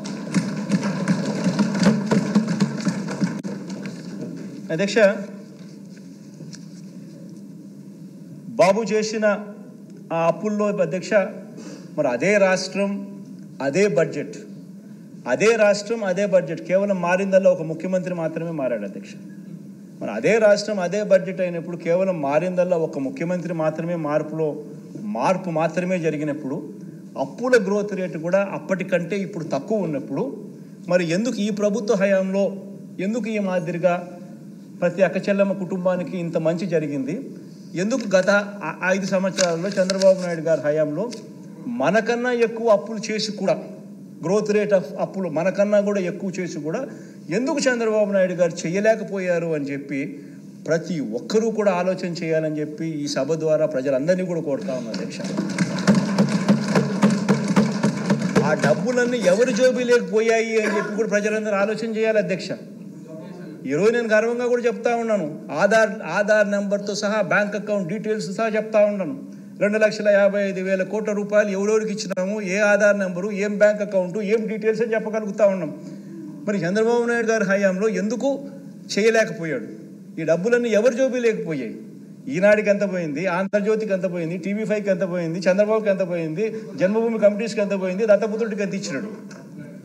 ఇవన్నీ కూడా ప్రజలు ఆలోచన చేయమని చెప్పి నేను కోరుతా ఉన్నాను అధ్యక్ష.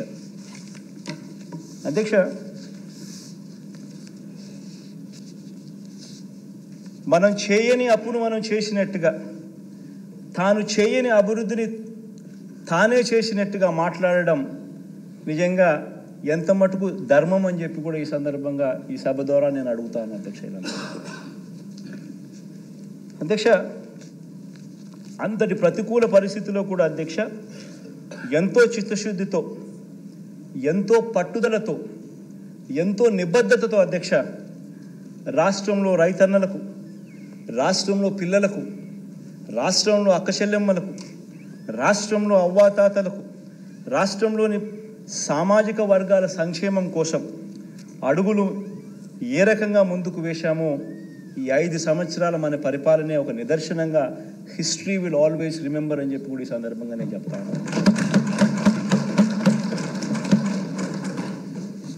అధ్యక్ష, ఇవన్నీ నిజాలే అయిన అధ్యక్ష, ఇవన్నీ కూడా నిజాలే అయిన అధ్యక్ష, కేంద్ర ప్రభుత్వం నుంచి వస్తాయన్న నిధులు ఆశించినంతగా రాకపోయిన అధ్యక్ష, బాబు చేసిన వల్లమాలిన అప్పులను, ఆ అప్పులకు సంబంధించిన వడ్డీలు అసలు కట్టుకుంటూ కూడా అధ్యక్ష, మరో వంక కోవిడ్ కారణంగా దాదాపు 2 ఆర్థిక సంవత్సరాలు పూర్తిగా ఆదాయాలు తగ్గి ఖర్చులు పెరిగిన పరిస్థితులు ఉన్నప్పటికీ అధ్యక్ష ఏ కారణము చూపించలేదు. ఇవన్నీ కారణాలు ఉన్నాయి అని చెప్పి ఎగరగొట్టడానికి అన్ని కారణాలు చూపించి ఏది కూడా ఎవరికి కూడా మంచి చేసే విషయంలో ఎక్కడా కూడా ఎగరగొట్టలేదు అధ్యక్ష. ఎన్ని కారణాలున్నా కూడా, ఎన్ని ఇబ్బందులున్నా కూడా, ఎన్ని అవస్థలున్నా కూడా ప్రతి పేదవాడి ముఖంలో చిరునవ్వును చూడాలనే ఈ ప్రభుత్వం అడుగులు ముందుకు వేసింది అని చెప్పి చెప్పడానికి గర్వపడతాను. ఇచ్చిన ప్రతి మాట అధ్యక్ష నిలబెట్టుకుంటూ ఏకంగా 99% హామీలను మేనిఫెస్టోలో చెప్పినటువన్నీ కూడా అమలు చేసి ప్రతి మేనిఫెస్టోను కూడా ప్రతి ఇంటికి తీసుకొని పోయి దాన్ని చూపిస్తూ ఈరోజు ఆశీస్సులు అందుకుంటా ఉన్న ప్రభుత్వం మనది మాత్రమే అని చెప్పడానికి కూడా గర్వపడతాను అధ్యక్ష.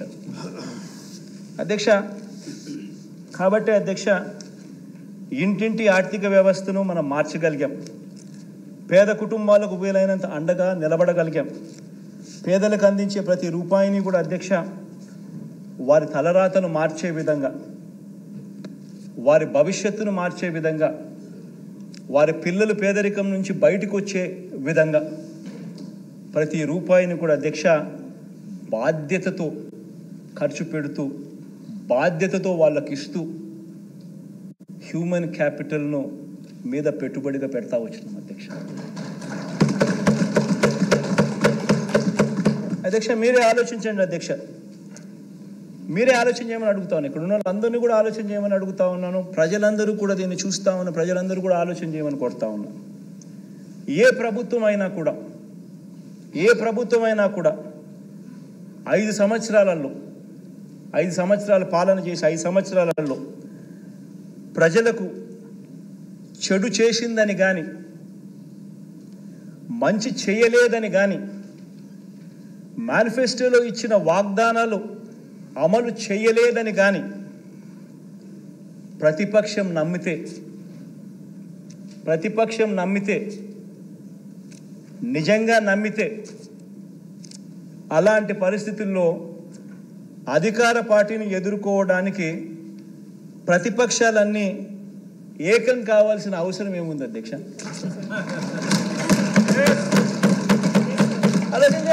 అధ్యక్ష, నేను ఏకం కావాల్సిన అవసరం ఏముంది అధ్యక్ష? ఎట్టాగో గాలికి ఎగిరిపోతారు. ఏకం కావాల్సిన అవసరం ఏముంది అధ్యక్ష? ఇంతే కదా అధ్యక్ష. జాతీయ పార్టీతో కూడా ప్రత్యక్షంగా ఒకరితోనూ, పరోక్షంగా మరొకరితోనూ, జాతీయ పార్టీలతో కూడా అధ్యక్ష అవగాహన కుదుర్చుకొని కుట్రలతో పరువు దక్కించుకోవాల్సిన పరిస్థితిలో ఈరోజు మన ప్రతిపక్షం ఉందంటే దాని అర్థం ఏమిటి అధ్యక్ష? ఆలోచన చేయమని అడుగుతా ఉన్నా. ఇంతమందిని ఏకం చేసి ఇన్ని కుట్రలు పన్ని, ఇన్ని ఈనాడు, ఆంధ్రజ్యోతి, TV5, ఇంతమంది, ఇన్ని పార్టీలు, ఇన్ని కుట్రలు, ఇన్ని కుతంత్రాలు, ఇన్ని పొత్తులు. ఆ పక్క చూస్తే అర్జునుడు ఒకడు. ఆలోచన చేయమని అడుగుతాను అధ్యక్ష. ప్రతిపక్షం బలపడలేదు అధ్యక్ష. అభివృద్ధి చేసిన అధికార పార్టీకి తిరుగు లేదు అధ్యక్ష. దీని అర్థం ఇదే అధ్యక్ష, దీని అర్థం ఇదే. అందుకనే ఇవన్నీ జరుగుతూ ఉన్నాయి అధ్యక్ష. ప్రజల్లో వారు లేరు కాబట్టి ప్రతిపక్షం కుట్రలను పొత్తులను ఆశ్రయించింది అధ్యక్ష. పొత్తులతో పాటు అబద్ధాలని మోసాలని కూడా నిజంగా ఆశ్రయించడం అన్నిటికన్నా దారుణం అధ్యక్ష. అధ్యక్ష, అందుకనే ఈ మధ్య కాలంలో చంద్రబాబు నాయుడు గారు కొత్త కొత్త వాగ్దానాలతో కొత్త కొత్త గారడీలు చేస్తూ ఉన్నాడు.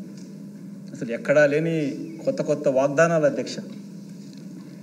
ఈ వాగ్దానాల గురించి మాట్లాడే ముందు అధ్యక్ష ఒక్క విషయం, ప్రతి ఇంట్లో ప్రతి పేద కుటుంబం ప్రతి ఒక్క కుటుంబం కూడా ఆలోచన చేయమని చెప్పి కొడతా ఉన్నాం.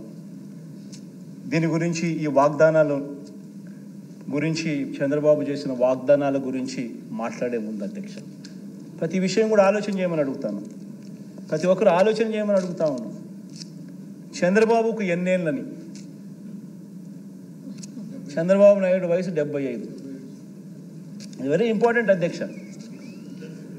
చంద్రబాబు రాజకీయాల్లోకి వచ్చి ఎన్నేళ్ళు అయింది అధ్యక్ష?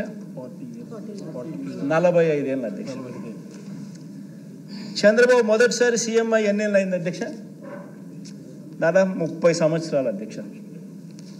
మరి ఇన్నేళ్ల తర్వాత కూడా అధ్యక్ష, ఇన్ని సంవత్సరాల తర్వాత కూడా 3 సార్లు సీఎం అయిన తర్వాత కూడా అధ్యక్ష, 3 సార్లు సీఎం అయిన తర్వాత కూడా అధ్యక్ష, ఇంకా ఇప్పటికి కూడా ఇంకా ఇది చేశా కాబట్టి నాకు ఓటేయండి అని ఆయన నోట్లో నుంచి రావడం లేదు అధ్యక్ష. ఇప్పుడు కూడా ఏమంటున్నాడు అధ్యక్ష, నాకు మరోసారి ఛాన్స్ ఇస్తే నేను అది చేస్తా ఇది చేస్తా అని చెప్తున్నాడు అధ్యక్ష.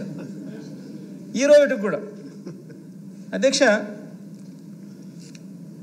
ప్రతి పేద కుటుంబం అధ్యక్ష, ప్రతి సమావేశంలో ప్రతి ఒక్కరూ కూడా ఈ విషయంగా ఆలోచన చేయాలి, ఈ విషయంగా చర్చ జరగాలి అధ్యక్ష.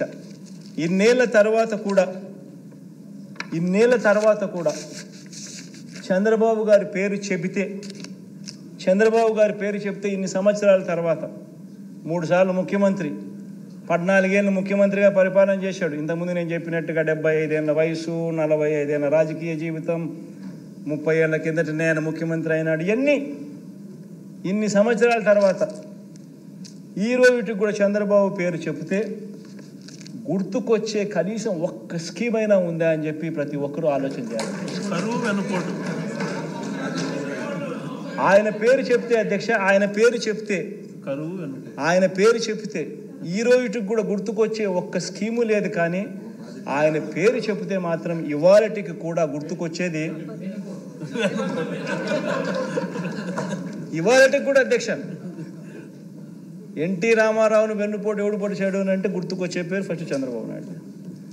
ప్రజలను ఎవరు వెన్నుపోటు పొడిచారంటే గుర్తుకొచ్చే పేరు చంద్రబాబు నాయుడు. అక్క చెల్లెమ్మలను ఎవరు వెన్నుపోటు పొడిచారంటే గుర్తుకొచ్చే చంద్రబాబు నాయుడు. 2000 రూపాయల నిరుద్యోగ వృత్తి తర్వాత ఇవ్వకోకుండా ఎగరగొట్టింది ఎవరంటే ఇప్పటికీ చంద్రబాబు.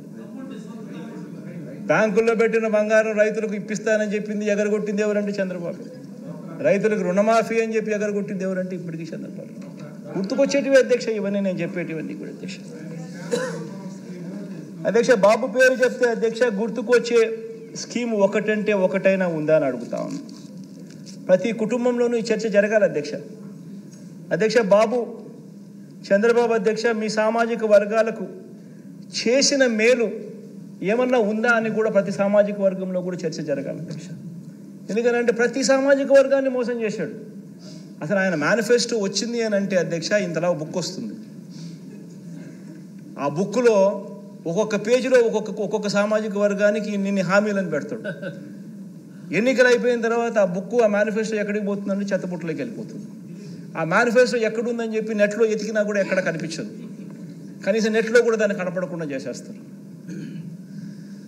ఏ సామాజిక వర్గానికి కూడా తను చేసింది ఏమిటి అని అంటే కూడా కనీసం చెప్పుకునేదానికి ఏమీ లేని అధ్వానమైన పరిస్థితిలో ఆయన పాలన సాగింది. ప్రతి ఇంట్లో ఈ చర్చ జరగాలి అధ్యక్ష. బాబు పేరు చెప్తే అధ్యక్ష ఏ గ్రామానికైనా తాను వెళ్ళి ఇన్ని సంవత్సరాలు ముఖ్యమంత్రి ఇన్ని బ్యాక్గ్రౌండ్ అంతా చెప్పిన 75 ఏళ్ళ వయసు అని చెప్పినాను, 30 ఏళ్ళు కిందట ముఖ్యమంత్రి అని చెప్పినాను, 3 సార్లు ముఖ్యమంత్రి అయినాడు అని చెప్పినాను, 14 ఏళ్ళు పాలన అని చెప్పినాము. ఇన్ని చెప్పిన తర్వాత అధ్యక్ష ఏ గ్రామంలో అయినా కూడా ఆయన అక్కడికి వెళ్ళి నిలబడి నా హయాంలో నా ప్రభుత్వంలో ఇది నేను చేశా అని చెప్పి అనుకుంటే కనీసం ఒకటన్నా ఒక బిల్డింగ్ అన్నా కనిపిస్తుందని అడుగుతున్నా. ఒక స్కూలు కనిపించదు, ఒక హాస్పిటల్ కనిపించదు, ఒక బిల్డింగ్ కనిపించదు. పైగా స్కూళ్ళన్నీ నిర్వీర్యం.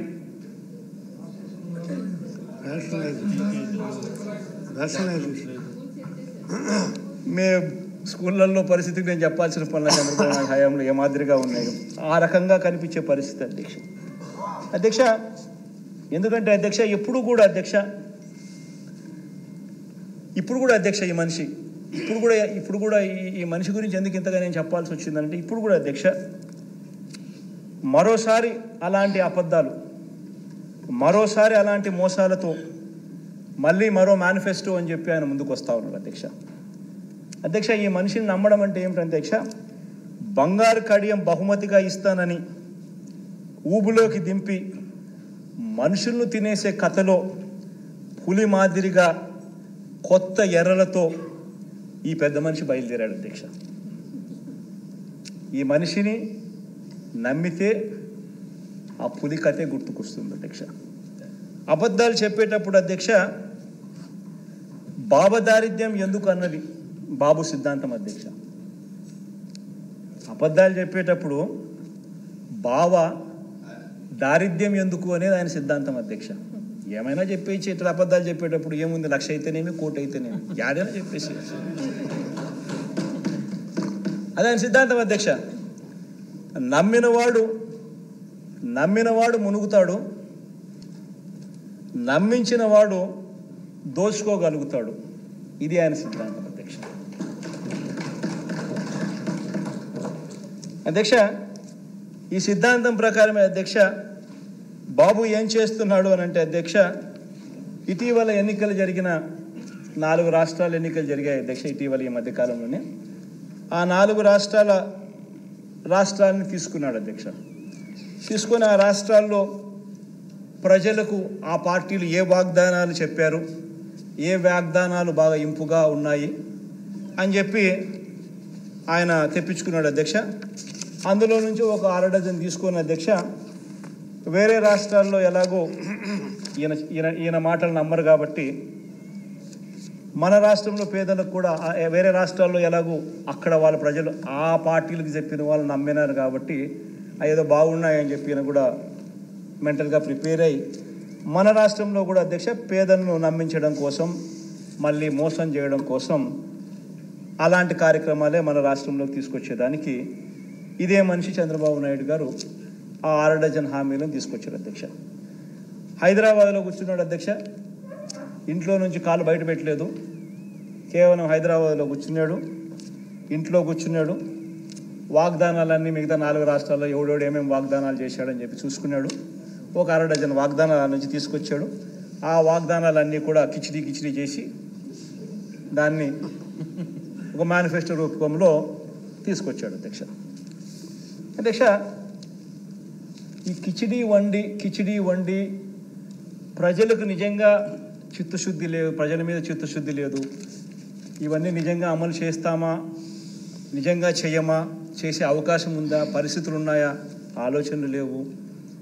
కేవలం మోసం చేయడానికి ఏది చెప్పాలా, ఏది చెప్తే ప్రజలను ఈజీగా నమ్మించగలుగుతాం అనే ఒక్క దిక్కుమాలిన ఆలోచనలతో అడుగులు ముందుకు పడతా ఉన్నాయి అధ్యక్ష. మరో వంక అధ్యక్ష, అంతకుముందే అధ్యక్ష పేదలకు సంక్షేమ పథకాలు జగన్ ఎక్కువగా ఇచ్చేస్తున్నాడని, ఇది నిజంగా దిస్ ఇస్ వెరీ ఇంపార్టెంట్ అధ్యక్ష.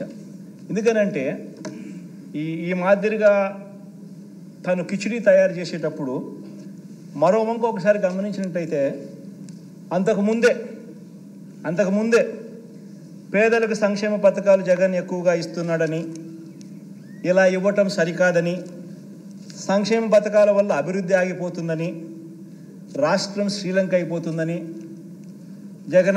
జగన్ మాదిరిగా డీబీటీ చేస్తే రాష్ట్రం శ్రీలంక అయిపోతుందని ఇదే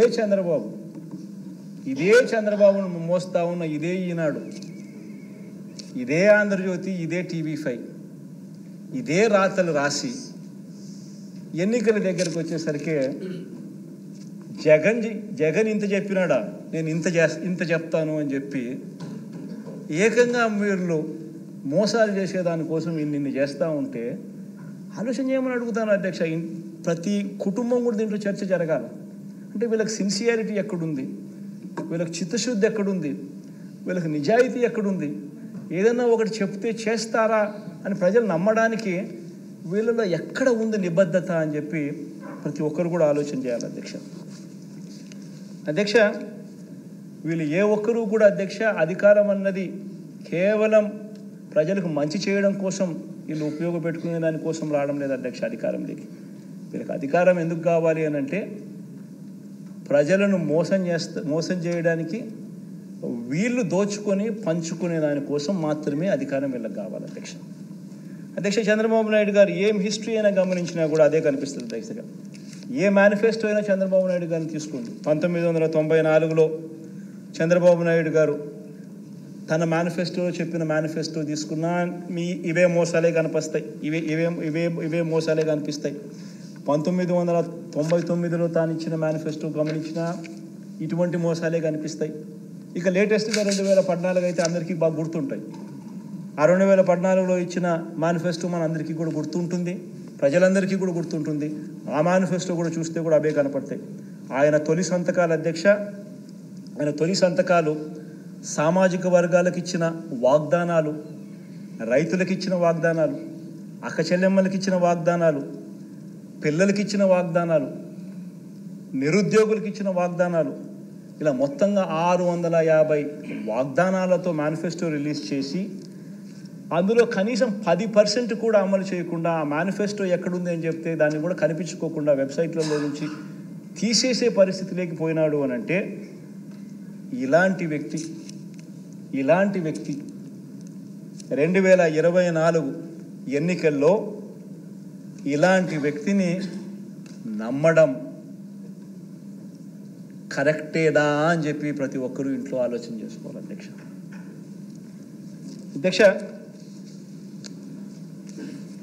ఎలాగో అధ్యక్ష ప్రజలు అధికారం ఇవ్వరన్న నమ్మకంతో అధ్యక్ష బాబు మార్క్ గ్యాంబ్లింగ్ మొదలుపెట్టాడు అధ్యక్ష. ఎట్టాగో ప్రజల అధికారంలోకి ఈయనకి ఇవ్వరు, ఈయన అధికారంలోకి వచ్చేది లేదు, ప్రజలు ఎలాగో ఈయన నమ్మరు కాబట్టి చెప్పే మాటలు గ్యాంబ్లింగ్ తరహాలో చెప్పడం మొదలుపెట్టాడు అధ్యక్ష. వేరే రాష్ట్రాల్లో పనిచేసిన వాగ్దానాలన్నీ కూడా పట్టుకొని ప్యాకాటకు దిగాడు అధ్యక్ష. రాష్ట్రం శ్రీలంక అయిపోతుందని చెప్పిన అదే నోటితోనే ఆయన చేస్తున్న ఈ గ్యాంబ్లింగ్ వ్యవహారంలో అధ్యక్ష 6 వాగ్దానాలను తాను ఈ మధ్యకాలంలో చెప్పాడు. ఈ 6 వాగ్దానాలు కూడా ఓన్లీ శాంపుల్. ఈ 6 వాగ్దానాలు ఇంకా ఈ 6 వాగ్దానాలకు ఇంకా అదనపుగా చాలా వస్తాయి అని చెప్పి కూడా చెప్పాడు అధ్యక్ష. నేను ఒకసారి ఇక్కడ ప్రతి ఒక్కరికి కూడా ఆలోచన చేయమని అడుగుతా ఉన్నాను. స్లైడ్ నెంబర్ 13 ఒకసారి ప్రజెంటేషన్ ఏమన్నా అధ్యక్ష. ఇది మన పార్టీకి సంబంధించింది అధ్యక్ష.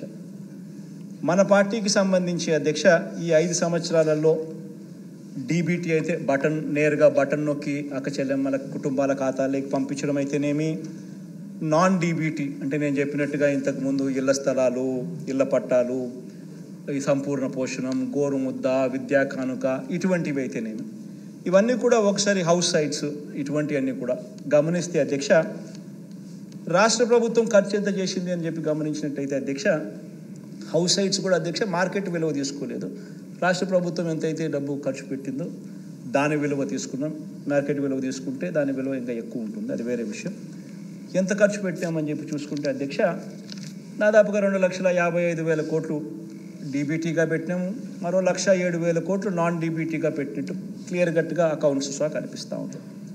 అంటే మొత్తంగా సంవత్సరానికి 72,000, సంవత్సరానికి 70,000 కోట్ల రూపాయలు రాష్ట్ర ప్రభుత్వం 5 సంవత్సరాలలో సంవత్సరానికి 70,000 కోట్ల రూపాయలు ఖర్చు చేసినట్టుగా ఇక్కడ మనం చేయగలిగాము అధ్యక్ష, చూపిస్తూ ఉన్నాం అధ్యక్ష.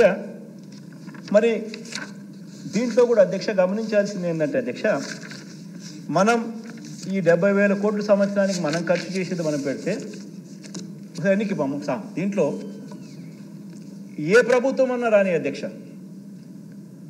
ఏ ప్రభుత్వం అన్నా రాని అధ్యక్ష, కొన్ని పథకాలు ఎవరు రద్దు చేయలేరు అధ్యక్ష. ఇప్పుడు మనం 66,34,000 మందికి నేను పెన్షన్ ఇస్తూ ఉన్నాం. మనం ఈ 66,34,000 మందికి మనం పెన్షన్ ఇస్తూ ఉన్నాం.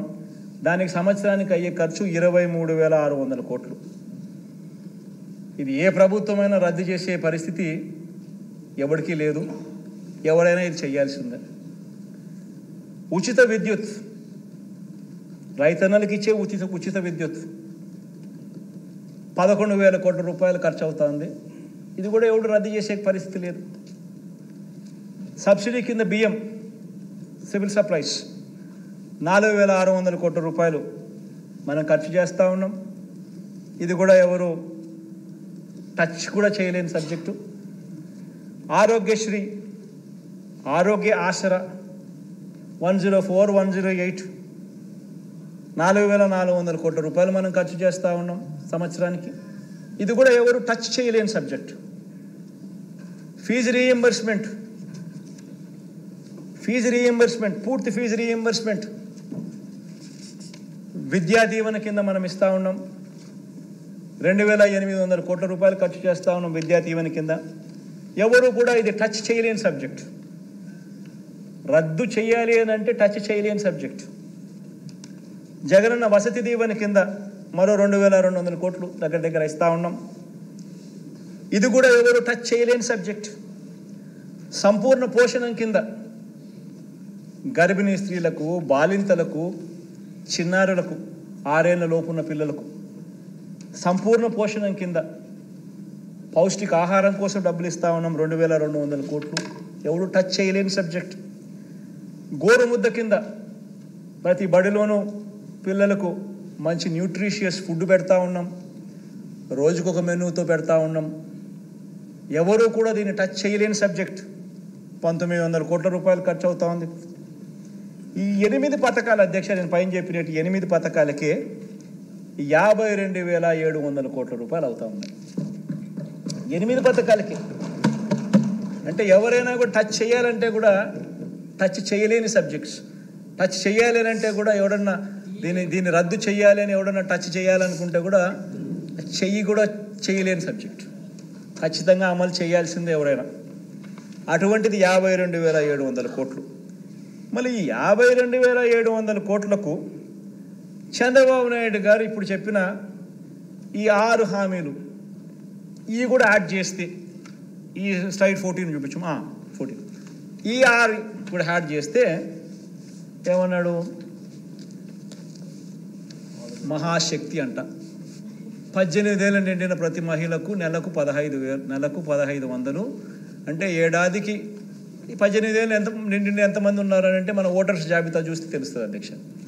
మన ఓటర్ల లిస్టు చూస్తే ఎంతమంది మహిళలు ఉన్నారు, 18 ఏళ్ళు నిండిన వాళ్ళంతా మొత్తం ఓటర్స్ లిస్టులో ఉంది.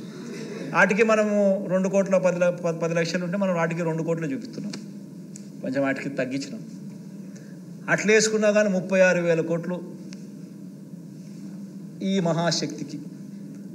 తల్లి తర్వాత ఈ తల్లికి వందనం, అది ఏంది, ఎంతమంది పిల్లలు ఉంటే అంతమందికి 15,000 అంట. ఏం నోటికి ఎంత వస్తే అంత చెప్పేసేయడమే కాబట్టి ఏం పోయేదేముంది అని చెప్పి ఇచ్చేదే సచ్చేదే మన అనే లెవెల్లోకి మనుషులు చెప్పేయడం మొదలు పెడతా ఉన్నారు. తల్లికి వందనం అని చెప్పి ఎంతమంది పిల్లలు ఉంటే అంతమందికి. రాష్ట్రంలో 83 లక్షల మంది పిల్లలకు మనం మంచి జరిగిస్తూ 44 లక్షల మంది తల్లులకు మనం ఇస్తూ ఉంటే ఆయన 83 లక్షల మంది పిల్లలకు లెక్కేసుకొని దానికి 12,450 కోట్లు. తర్వాత యువగలం, ఈయనే ఇంతకుముందు 2014లో ఇంటింటికి ఉద్యోగం ఇకపోతే 2,000 రూపాయలు నిరుద్యోగ వృత్తి అని చెప్పినోడు అది చేయకపోగా ఆ 2014లో ఎన్నికల మేనిఫెస్టోలో ఇచ్చిన మాట, ఇది ఇచ్చిన మాటే. ఆ అక్క చెల్లెమ్మలకు ఆ డబ్బు కూడా తను చెప్పిన మాటే, ఆ మహాశక్తి లాంటిది. అది లేదు, ఈ యువగలము లేదు. 2014లో చెప్పింది లేదు, చేసింది లేదు. దీనికేమో మళ్ళీ 20 లక్షల మంది పిల్లలకు నెలకు 3,000 రూపాయలు చొప్పున వేసుకుంటే 7,200 కోట్లు. తర్వాత దీపం పథకం 2014 ఎన్నికల మేనిఫెస్టోలో కూడా ఇలాంటి పథకమే పెట్టినాడు, గ్యాస్ సిలిండర్ల పథకం. అది చేసింది లేదు. అది చేయకపోగా ఇప్పుడు కొత్తగా ప్రతి కుటుంబానికి 3 గ్యాస్ సిలిండర్లు ఉచితమని చెప్పి మళ్ళీ పెట్టాడు. దానికి 4,600 కోట్లు.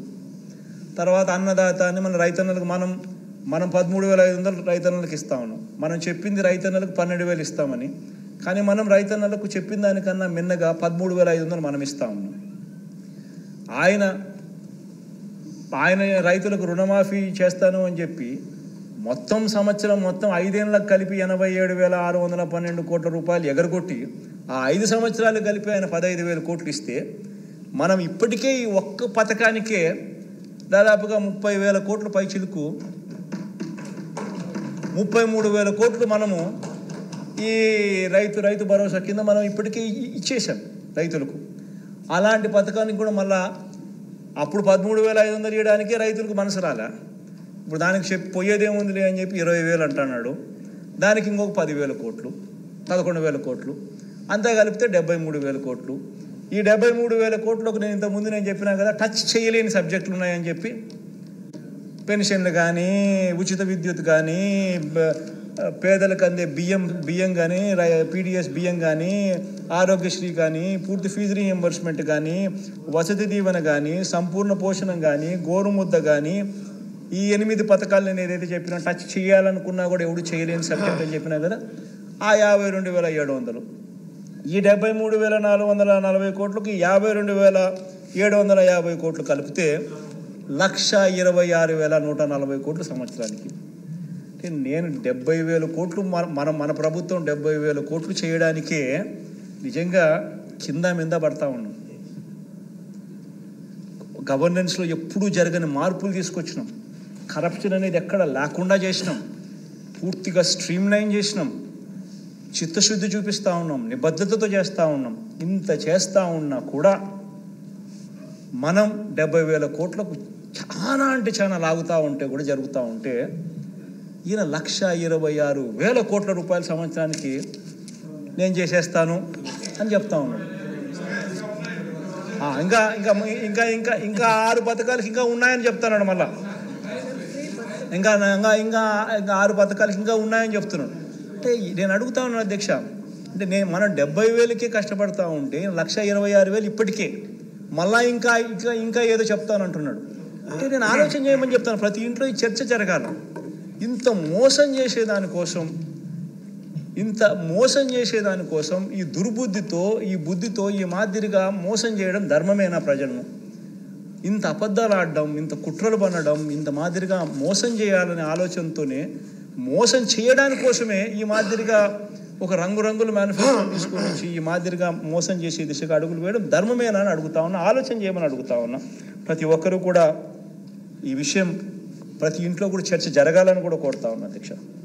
అధ్యక్ష చంద్రబాబు నాయుడు గారిని అడిగితే, అధ్యక్ష మరి జగన్ 70,000కే ఇంత కష్టపడతా ఉన్నాడు కదబ్బా, నువ్వు 70,000కే రాష్ట్రం శ్రీలంక అయిపోతుందని అంటున్నావు కదా, మరి నీకు ఇవన్నీ చేస్తే కనీసం 1,26,000, నువ్వు చెప్పి ఇంకా కొత్త యాడ్ చేస్తే అది ఇంకా 1,50,000కు పోతుందేమో నాకు తెలియదు. అవన్నీ చేయడానికి నీకు డబ్బులు ఎక్కడి నుంచి వస్తాయనంటే, చంద్రబాబు నాయుడు, ఈనాడు, ఆంధ్రజ్యోతి, TV5 వాళ్ళకి మీడియా బలం ఎక్కువ కదా అధ్యక్ష. ఎల్లో మీడియా ఎక్కువ, మీడియా బలం ఎక్కువ. వాళ్ళు ఏదైనా గోబెల్స్ ప్రచారం చేయగలుగుతారు. వాళ్ళందరూ ఏమంటారు, చంద్రబాబు నాయుడు సంపద సృష్టిస్తాడు. ఆశ్చర్యం అనిపిస్తుంది అధ్యక్ష. చంద్రబాబు నాయుడు సంపద సృష్టిస్తాడు అని అంటాడు. సరే పోనీ సంపద సృష్టించే కార్యక్రమం ఆయన కొత్తగా ముఖ్యమంత్రి ఇప్పుడు ఫస్ట్ టైం కావడం లేదు కదా, ఆయన సంపద అనేది ఆయన 14 ఏళ్లలో ఆయన సంపద సృష్టించి ఉండాలి కదా. సో 3 సార్లు ఆయన ముఖ్యమంత్రి అయినాడు. సో 3 సార్లు ఆయన ముఖ్యమంత్రి గతంలో పనిచేసినప్పుడు ఆ గత ట్రాక్ రికార్డులో ఏ మేరకు ఆయన సంపద సృష్టించినాడు అని కూడా ఒకసారి చూస్తాం అధ్యక్ష. ఎందుకంటే ప్రజలందరికీ కూడా ఈ సభ ద్వారా ప్రజలందరూ కూడా ఇదంతా కూడా చూడాలి. ఏ మేరకు ఆయన 14 సంవత్సరాలు ముఖ్యమంత్రిగా ఉన్నప్పుడు, 3 పర్యాయాలు ఆయన ముఖ్యమంత్రిగా పనిచేసినప్పుడు ఏ మేరకు ఆయన సంపద సృష్టించినాడు, ఎందుకంటే అప్పుడు కూడా ఎప్పుడు మేనిఫెస్టో అమలు చేసింది లేదు, కాబట్టి అది కూడా చూద్దాం అధ్యక్ష. ఏ మేరకు చంద్రబాబు నాయుడు గారు సంపద సృష్టించిన ట్రాక్ రికార్డ్ ఏమిటి అని చూద్దాం అధ్యక్ష. అధ్యక్ష, ఇది ఒకసారి గమనించినట్టయితే అధ్యక్ష, రాష్ట్రం అధ్యక్ష ఆయన ముఖ్యమంత్రి కాక మునుపు వరకు 1993 దాకా కూడా రాష్ట్రం రెవెన్యూ సర్ప్లస్ అధ్యక్ష. ఈయన ముఖ్యమంత్రి అయిన పీరియడ్ అధ్యక్ష 1994 నుంచి ఏ సంవత్సరమైనా తీసుకో అధ్యక్ష, మచ్చుకు 10 సంవత్సరాలు చూపిస్తున్నా అధ్యక్ష. ఇక్కడ కనబడుతుంది ఊరికి నెంబర్స్, ఎందుకంటే అది ఇప్పుడు పెట్టామనంటే ఇంకా యాటికాటుకు పేపర్ పెరిగిపోతుంది కాబట్టి ఊరికి మచ్చుకు 10 సంవత్సరాలు చూపిస్తా ఉన్నాం అధ్యక్ష. ఏ సంవత్సరం అన్నా చూసుకో అధ్యక్ష, చంద్రబాబు నాయుడు గారు ముఖ్యమంత్రి అయితే అధ్యక్ష రాష్ట్రం రెవెన్యూ డెఫిసిట్. మళ్ళీ చంద్రబాబు నాయుడు గారు ముఖ్యమంత్రి 2004-05 దిగిపోయినాడు అధ్యక్ష. 2005-06 నుంచి దివంగత నేత నాన్నగారు ముఖ్యమంత్రి అయినారు అధ్యక్ష, రాష్ట్రం రెవెన్యూ సర్ప్లస్. మళ్ళీ 2014-15 చూసుకున్న అధ్యక్ష చంద్రబాబు నాయుడు ముఖ్యమంత్రి అయినాడు, మళ్ళీ రెవెన్యూ డెఫిసిట్. మళ్ళీ రెవెన్యూ డెఫిసిట్ ప్రతి సంవత్సరము కనిపిస్తూ ఉన్నప్పుడు ఏ సంవత్సరం చూసినా రెవెన్యూ డెఫిసిటే కనిపిస్తూ ఉన్నప్పుడు మరి సంపద ఎక్కడ సృష్టించాడో అని అడుగుతా ఉన్నా. నిజంగా సంపదే సృష్టించి ఉంటే ఏ స్కీము ప్రజల కోసం అమలు చేయని రోజుల్లో అధ్యక్ష ఇవన్నీ సృష్టించి ఉంటే, ఏ స్కీము ప్రజల కోసం అమలు చేయని పీరియడ్లో అధ్యక్ష, ఆ పీరియడ్లో కూడా రెవెన్యూ ఎక్స్పెండిచర్ కొరకే అప్పులు చేయాల్సిన దుస్థితిలో ఆయన పాలన సాగింది అని అంటే ఎక్కడ సృష్టించాడు ఆయన సంపద అని చెప్పి నేను అడుగుతా ఉన్నాను అధ్యక్ష. అధ్యక్ష పోనీ ఇంకొక స్లైడ్ చూస్తాం అధ్యక్ష, ఇంకొక ఉదాహరణ కూడా చూపిస్తాను అధ్యక్ష. పోనీ ఇంకొక ఉదాహరణ కూడా చూద్దాం. నిజంగా కూడా అధ్యక్ష ఆయన అంత విజనరీ అంత విజనరీ అయితే అధ్యక్ష, నిజంగానే ఆయన అంత గొప్ప మేధావి, అంత గొప్ప విజనరీ అయితే అధ్యక్ష, ఆయన పాలనలో రాష్ట్రం అంత మెరుగుపడి ఉంటే అధ్యక్ష, దేశం జీడిపిలో అధ్యక్ష మన రాష్ట్ర వాటా అంటే మన జిఎస్డిపి వాటా నిజంగానే ఆయన విజనరీ అయితే అధ్యక్ష, దేశం జీడిపి గ్రాస్ స్థూల ఉత్పత్తి దేశం సంబంధించిన జీడిపిలో అధ్యక్ష రాష్ట్రానికి సంబంధించిన జిఎస్డిపి వాటా ఎంత, దేశానికి సంబంధించిన జీడిపిలో రాష్ట్రానికి సంబంధించిన జిఎస్డిపి వాటా కాంట్రిబ్యూషన్ ఎంత అని చెప్పి చూస్తే ఆయన పీరియడ్ ఆ 5 years 2014 నుంచి 2019 దాకా చూస్తే రాష్ట్ర ప్రభుత్వం కాంట్రిబ్యూట్ చేసింది దేశానికి సంబంధించిన జీడిపిలో 4.47% దేశానికి ఆయన కాంట్రిబ్యూట్ చేస్తే, మన హయాంలో అధ్యక్ష ఈ 5 సంవత్సరాలలో మనము 4.82% మనం కాంట్రిబ్యూట్ చేసాం దేశానికి. అంటే ఎవరు సంపద సృష్టించారు అధ్యక్ష? అంతో ఇంతో ఈ లెక్కలు చూస్తే అంతో ఇంతో దేశానికైనా రాష్ట్రానికైనా మనమే సంపద సృష్టించినట్టుగా క్లియర్గా కనిపిస్తాం. అది కూడా ఏంది అధ్యక్ష, అది కూడా అధ్యక్ష కోవిడ్ 2 సంవత్సరాలు రాష్ట్రానికి సంబంధించిన ఆదాయాలు తగ్గడం, ఖర్చులు పెరగడం,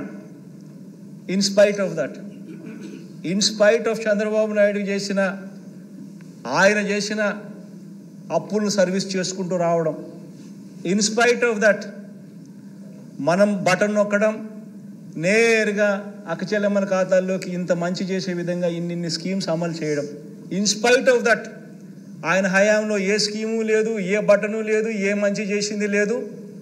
అయినా కూడా రాష్ట్రానికి సంబంధించిన GSDP contribution into GDP into national kitty of జీడిపిలో చూస్తే 4.47% ఆయన హయాం జరిగితే మన హయాంలో 4.82% మనం కాంట్రిబ్యూట్ చేస్తున్నాం. క్లియర్గా కనిపిస్తాం అధ్యక్ష. మనసు లేని నాయకుడు అధ్యక్ష, మోసం చేసే నాయకుడు అధ్యక్ష, కేవలం వాగ్దానాలు మాత్రమే చేస్తాడు అధ్యక్ష. మనసున్న ప్రభుత్వం అధ్యక్ష, మాట ఇస్తే అమలు చేసే ప్రభుత్వం అధ్యక్ష, నిజాలు చెబుతుంది. ఇది ఆయనకు మనకు ఉన్న తేడా అధ్యక్ష. బాబుకు అధ్యక్ష వాగ్దానాలు అమలు చేసే ఉద్దేశం లేదు, అమలు చేసిన చరిత్ర అంతకన్నా లేదు అధ్యక్ష. చంద్రబాబు మేనిఫెస్టో అధ్యక్ష ఏ ఒక్కరైనా నమ్మటము అని అంటే బంగారు కడియం ఇస్తా అన్న పులిని నమ్మటమే అధ్యక్ష. చంద్రబాబు నాయుడు గారి నమ్మడం కానీ ఆయన మేనిఫెస్టోని కానీ నమ్మటమైన కూడా అధ్యక్ష.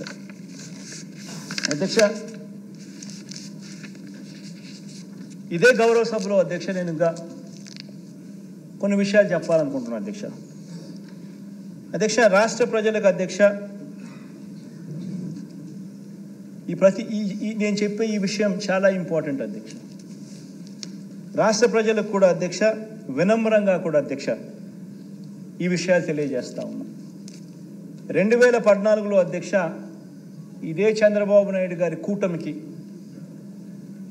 మన వైఎస్ఆర్ కాంగ్రెస్ పార్టీకి వచ్చిన ఓట్ల తేడా ఎంత అని గమనిస్తే అధ్యక్ష మనకు దాదాపుగా 45% ఓట్ షేర్ మనకు వస్తే మనకన్నా దాదాపుగా 1% ఓట్ షేర్తో చంద్రబాబు నాయుడు గారు గవర్నమెంట్ ఫామ్ చేయడం మనం చూసాం అధ్యక్ష.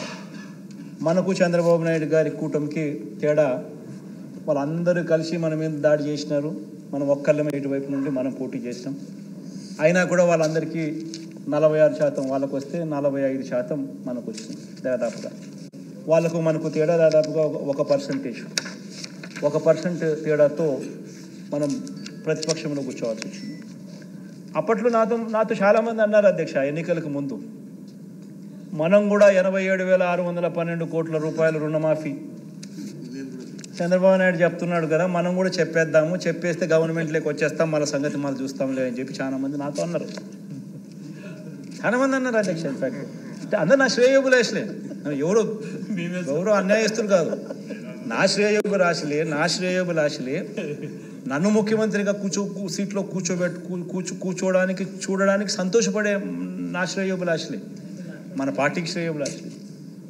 నేను అన్నా అధ్యక్ష చెయ్యలేనిది చెప్పకూడదు, మాట ఇస్తే తప్పకూడదు అని చెప్పి. అధ్యక్ష ఆ ఒక్క మాట నేను అబద్ధం చెప్పని కారణంగా, ఆ ఒక్కరోజు నేను అధర్మం చేయని కారణంగా 1%తో 5 సంవత్సరాలు నేను ప్రతిపక్షంలో కూర్చోవాల్సి వచ్చింది అధ్యక్ష. ఇది రియాలిటీ అధ్యక్ష.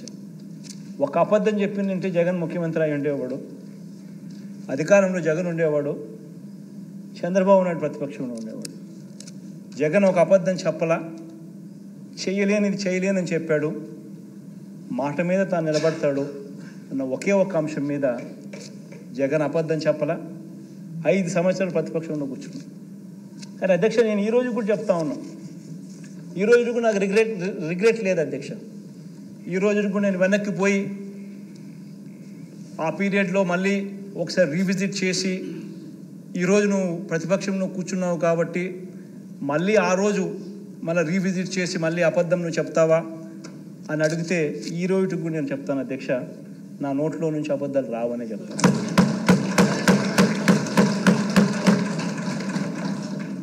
అధ్యక్ష ఇది చాలా ఇంపార్టెంట్ అధ్యక్ష. ఎందుకనంటే నేను ఆ రోజు బహుశా నేను చేసిన ఆ పని వల్ల నేను అధికారంలోకి బహుశా రాకపోయి ఉండొచ్చు అధ్యక్ష. కానీ అధ్యక్ష అధికారంలోకి నేను రాలేకపోయిన అధ్యక్ష, ప్రజల్లో విశ్వసనీయత అన్న అంశం ఏమిటి, విశ్వసనీయత అన్న పదానికి అర్థం మాత్రం జగనే విశ్వసనీయతకు అర్థం అని చెప్పి మాత్రం ప్రజలకు నన్ను నమ్మినారు అధ్యక్ష. ఈరోజు నేను గర్వంగా కూడా చెప్తా ఉన్నా అధ్యక్ష, 2014, 2019 నుంచి 23 ఈ 5 సంవత్సరాలలో చెప్పిన మేనిఫెస్టో ఏదైతే రిలీజ్ చేసినామో అందులో 99% హామీలను చిత్తశుద్ధిగా మేనిఫెస్టోను ఒక బైబిల్గా భావించి, ఒక ఖురాన్గా భావించి, ఒక భగవద్గీతగా భావించి నిబద్ధతతో 99% హామీలను అమలు చేసి ఆ చేసిన హామీలను ఆ మేనిఫెస్టోను ప్రతి ఇంటికి కూడా తీసుకొని వెళ్ళి చూపించి ప్రజల చేతనే మార్కులు ఇచ్చి ప్రజలే శభాషను అనిపించే విధంగా ప్రతి ఎమ్మెల్యేను గడప కూడా తిప్పుతా ఉన్న ప్రభుత్వం కూడా మనదే అని చెప్పుకుంటారు అధ్యక్ష. ఇది అధ్యక్ష తేడా మనకు చంద్రబాబు నాయుడు గారికి అధ్యక్ష. అప్పట్లో చంద్రబాబు నాయుడు గారు అధ్యక్ష 87,612 కోట్ల రూపాయల రుణాలు మాఫీ చేస్తానని చెప్పి రైతులను మోసం చేయడం, బ్యాంకుల్లో పెట్టిన బంగారం ఇప్పిస్తానని చెప్పి రైతులను మోసం చేయడం, 14,205 కోట్ల రూపాయలు పొదుపు సంఘాల రుణాలు మాఫీ చేస్తానని చెప్పి అక్క చెల్లెమ్మలను మోసం చేయడమే కాకుండా సున్నా వడ్డీని సైతం అక్టోబర్ 2016 నుంచి రద్దు చేయడం, ప్రతి ఇంటికి ఓ ఉద్యోగం ఇవ్వలేకపోతే 2,000 రూపాయలు నిరుద్యోగ భృతి ఇస్తానని చెప్పి ప్రతి ఇంట్లో ప్రతి పిల్లాడికి ఏకంగా 1,25,000 రూపాయలు బాకీ పడి అది ఎగరగొట్టి ఇలా రకరకాల పద్ధతుల్లో మోసం చేశాడు. కాబట్టి నేను గర్వంగా కూడా చెప్తా ఉన్నాను, రకరకాల పద్ధతులు ఆయన అబద్ధాలు చెప్పాడు, మోసం చేశాడు. కాబట్టి 2019లో ఏకంగా చంద్రబాబు నాయుడు గారికి వచ్చింది 175 స్థానాలకు కేవలం 23 స్థానాలు ఇచ్చి ఆయన ప్రతిపక్షంలో కూర్చుంటాడు. మాట మీద నిలబడ్డాం, నిజాయితీగా చేసి 151 స్థానాలతో మనల్ని గెలిపించిన ప్రజలు, ఆ మాట మీద మనం నిలబడ్డాం కాబట్టే డే 1 నుంచి ఆ చిత్తశుద్ధిని చూపించాం, కాబట్టి డే 1 నుంచి ఆ నిబద్ధత మనం చూపించాం. కాబట్టి అధ్యక్ష 151 స్థానాలు ఇవ్వడమే కాక దాని తర్వాత జరిగిన స్థానిక సంస్థల ఎన్నికలు కానీ ఉప ఎన్నికలు కానీ ఏ ఎన్నికైనా తీసుకున్న అధ్యక్ష, ప్రతి ఎన్నికల్లో కూడా అధ్యక్ష ప్రజలు తమ గుండెల్లో పెట్టుకుని వైఎస్ఆర్ కాంగ్రెస్ పార్టీని గెలిపించారని గర్వంగా కూడా చెప్తారు. అధ్యక్ష, కాబట్టి అధ్యక్ష నేను చెప్తా ఉన్నాను, విశ్వసనీయత అన్నది ఎప్పటికైనా గెలుస్తుంది అధ్యక్ష. విశ్వసనీయత అన్నది ఒక వ్యక్తి సంపాదించుకోవాలి అని అంటే ఫలానోడు క్రెడిబుల్, ఫలానోడు నమ్మకస్తుడు అని సంపాదించుకోవాలని అంటే అధ్యక్ష, ఆ పేరు సంపాదించుకోవాలంటే అధ్యక్ష కొంతమందికి సంవత్సరాలు గడుస్తుంది అధ్యక్ష. ఆ అవకాశం రాకపోవచ్చు, సంపాదించుకునే పరిస్థితి కూడా కొంతమందికి ఉండకపోవచ్చు, మంచోళ్ళు అయినప్పటికీ కూడా. దేవుడి దయ వల్ల ఆ పేరు వైఎస్ఆర్ కాంగ్రెస్ పార్టీ సంపాదించుకోగలిగింది అని చెప్పి గర్వంగా నేను ఈరోజు కూడా చెప్తా ఉన్నా అధ్యక్ష, వైఎస్ఆర్ కాంగ్రెస్ పార్టీ చేయగలిగిందే చెబుతుంది, చెప్పింది ఏదైనా కూడా ఖచ్చితంగా మాట మీద నిలబడుతుంది అని మాత్రం 100%గా చెప్తాను. ప్రతి ఇంట్లో కూడా ఈ చర్చ జరగాలి, ఈ జరిగిన ప్రతి విషయం కూడా ఆలోచన జరగాలి, మీ ద్వారా ప్రతి ఇంట్లో కూడా ఈ చర్చ జరగాలని కూడా కోరుకుంటూ, దేవుడి దయతో ప్రజలందరి చల్లని దీవెనలతో మళ్ళీ 3 నెలలకు మళ్ళీ ఇదే చట్టసభలో పూర్తి స్థాయి బడ్జెట్ మళ్ళీ ప్రవేశపెట్టి అఖండమైన మెజారిటీతో మళ్ళీ ప్రజల మన్ననలు కూడా ఖచ్చితంగా పొందుతామని చెప్పి కూడా ఈ సందర్భంగా తెలియజేసుకుంటూ సెలవు తీసుకుంటాం.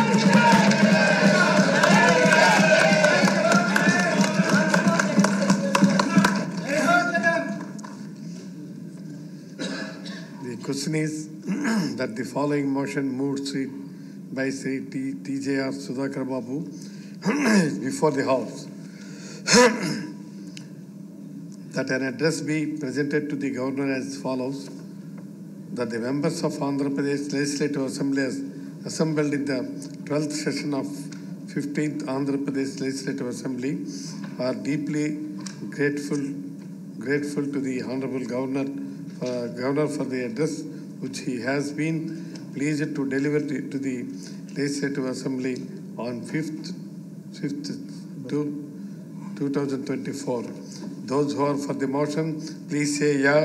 Please, those who are against, please say no. Yes, have it. The motion is adopted.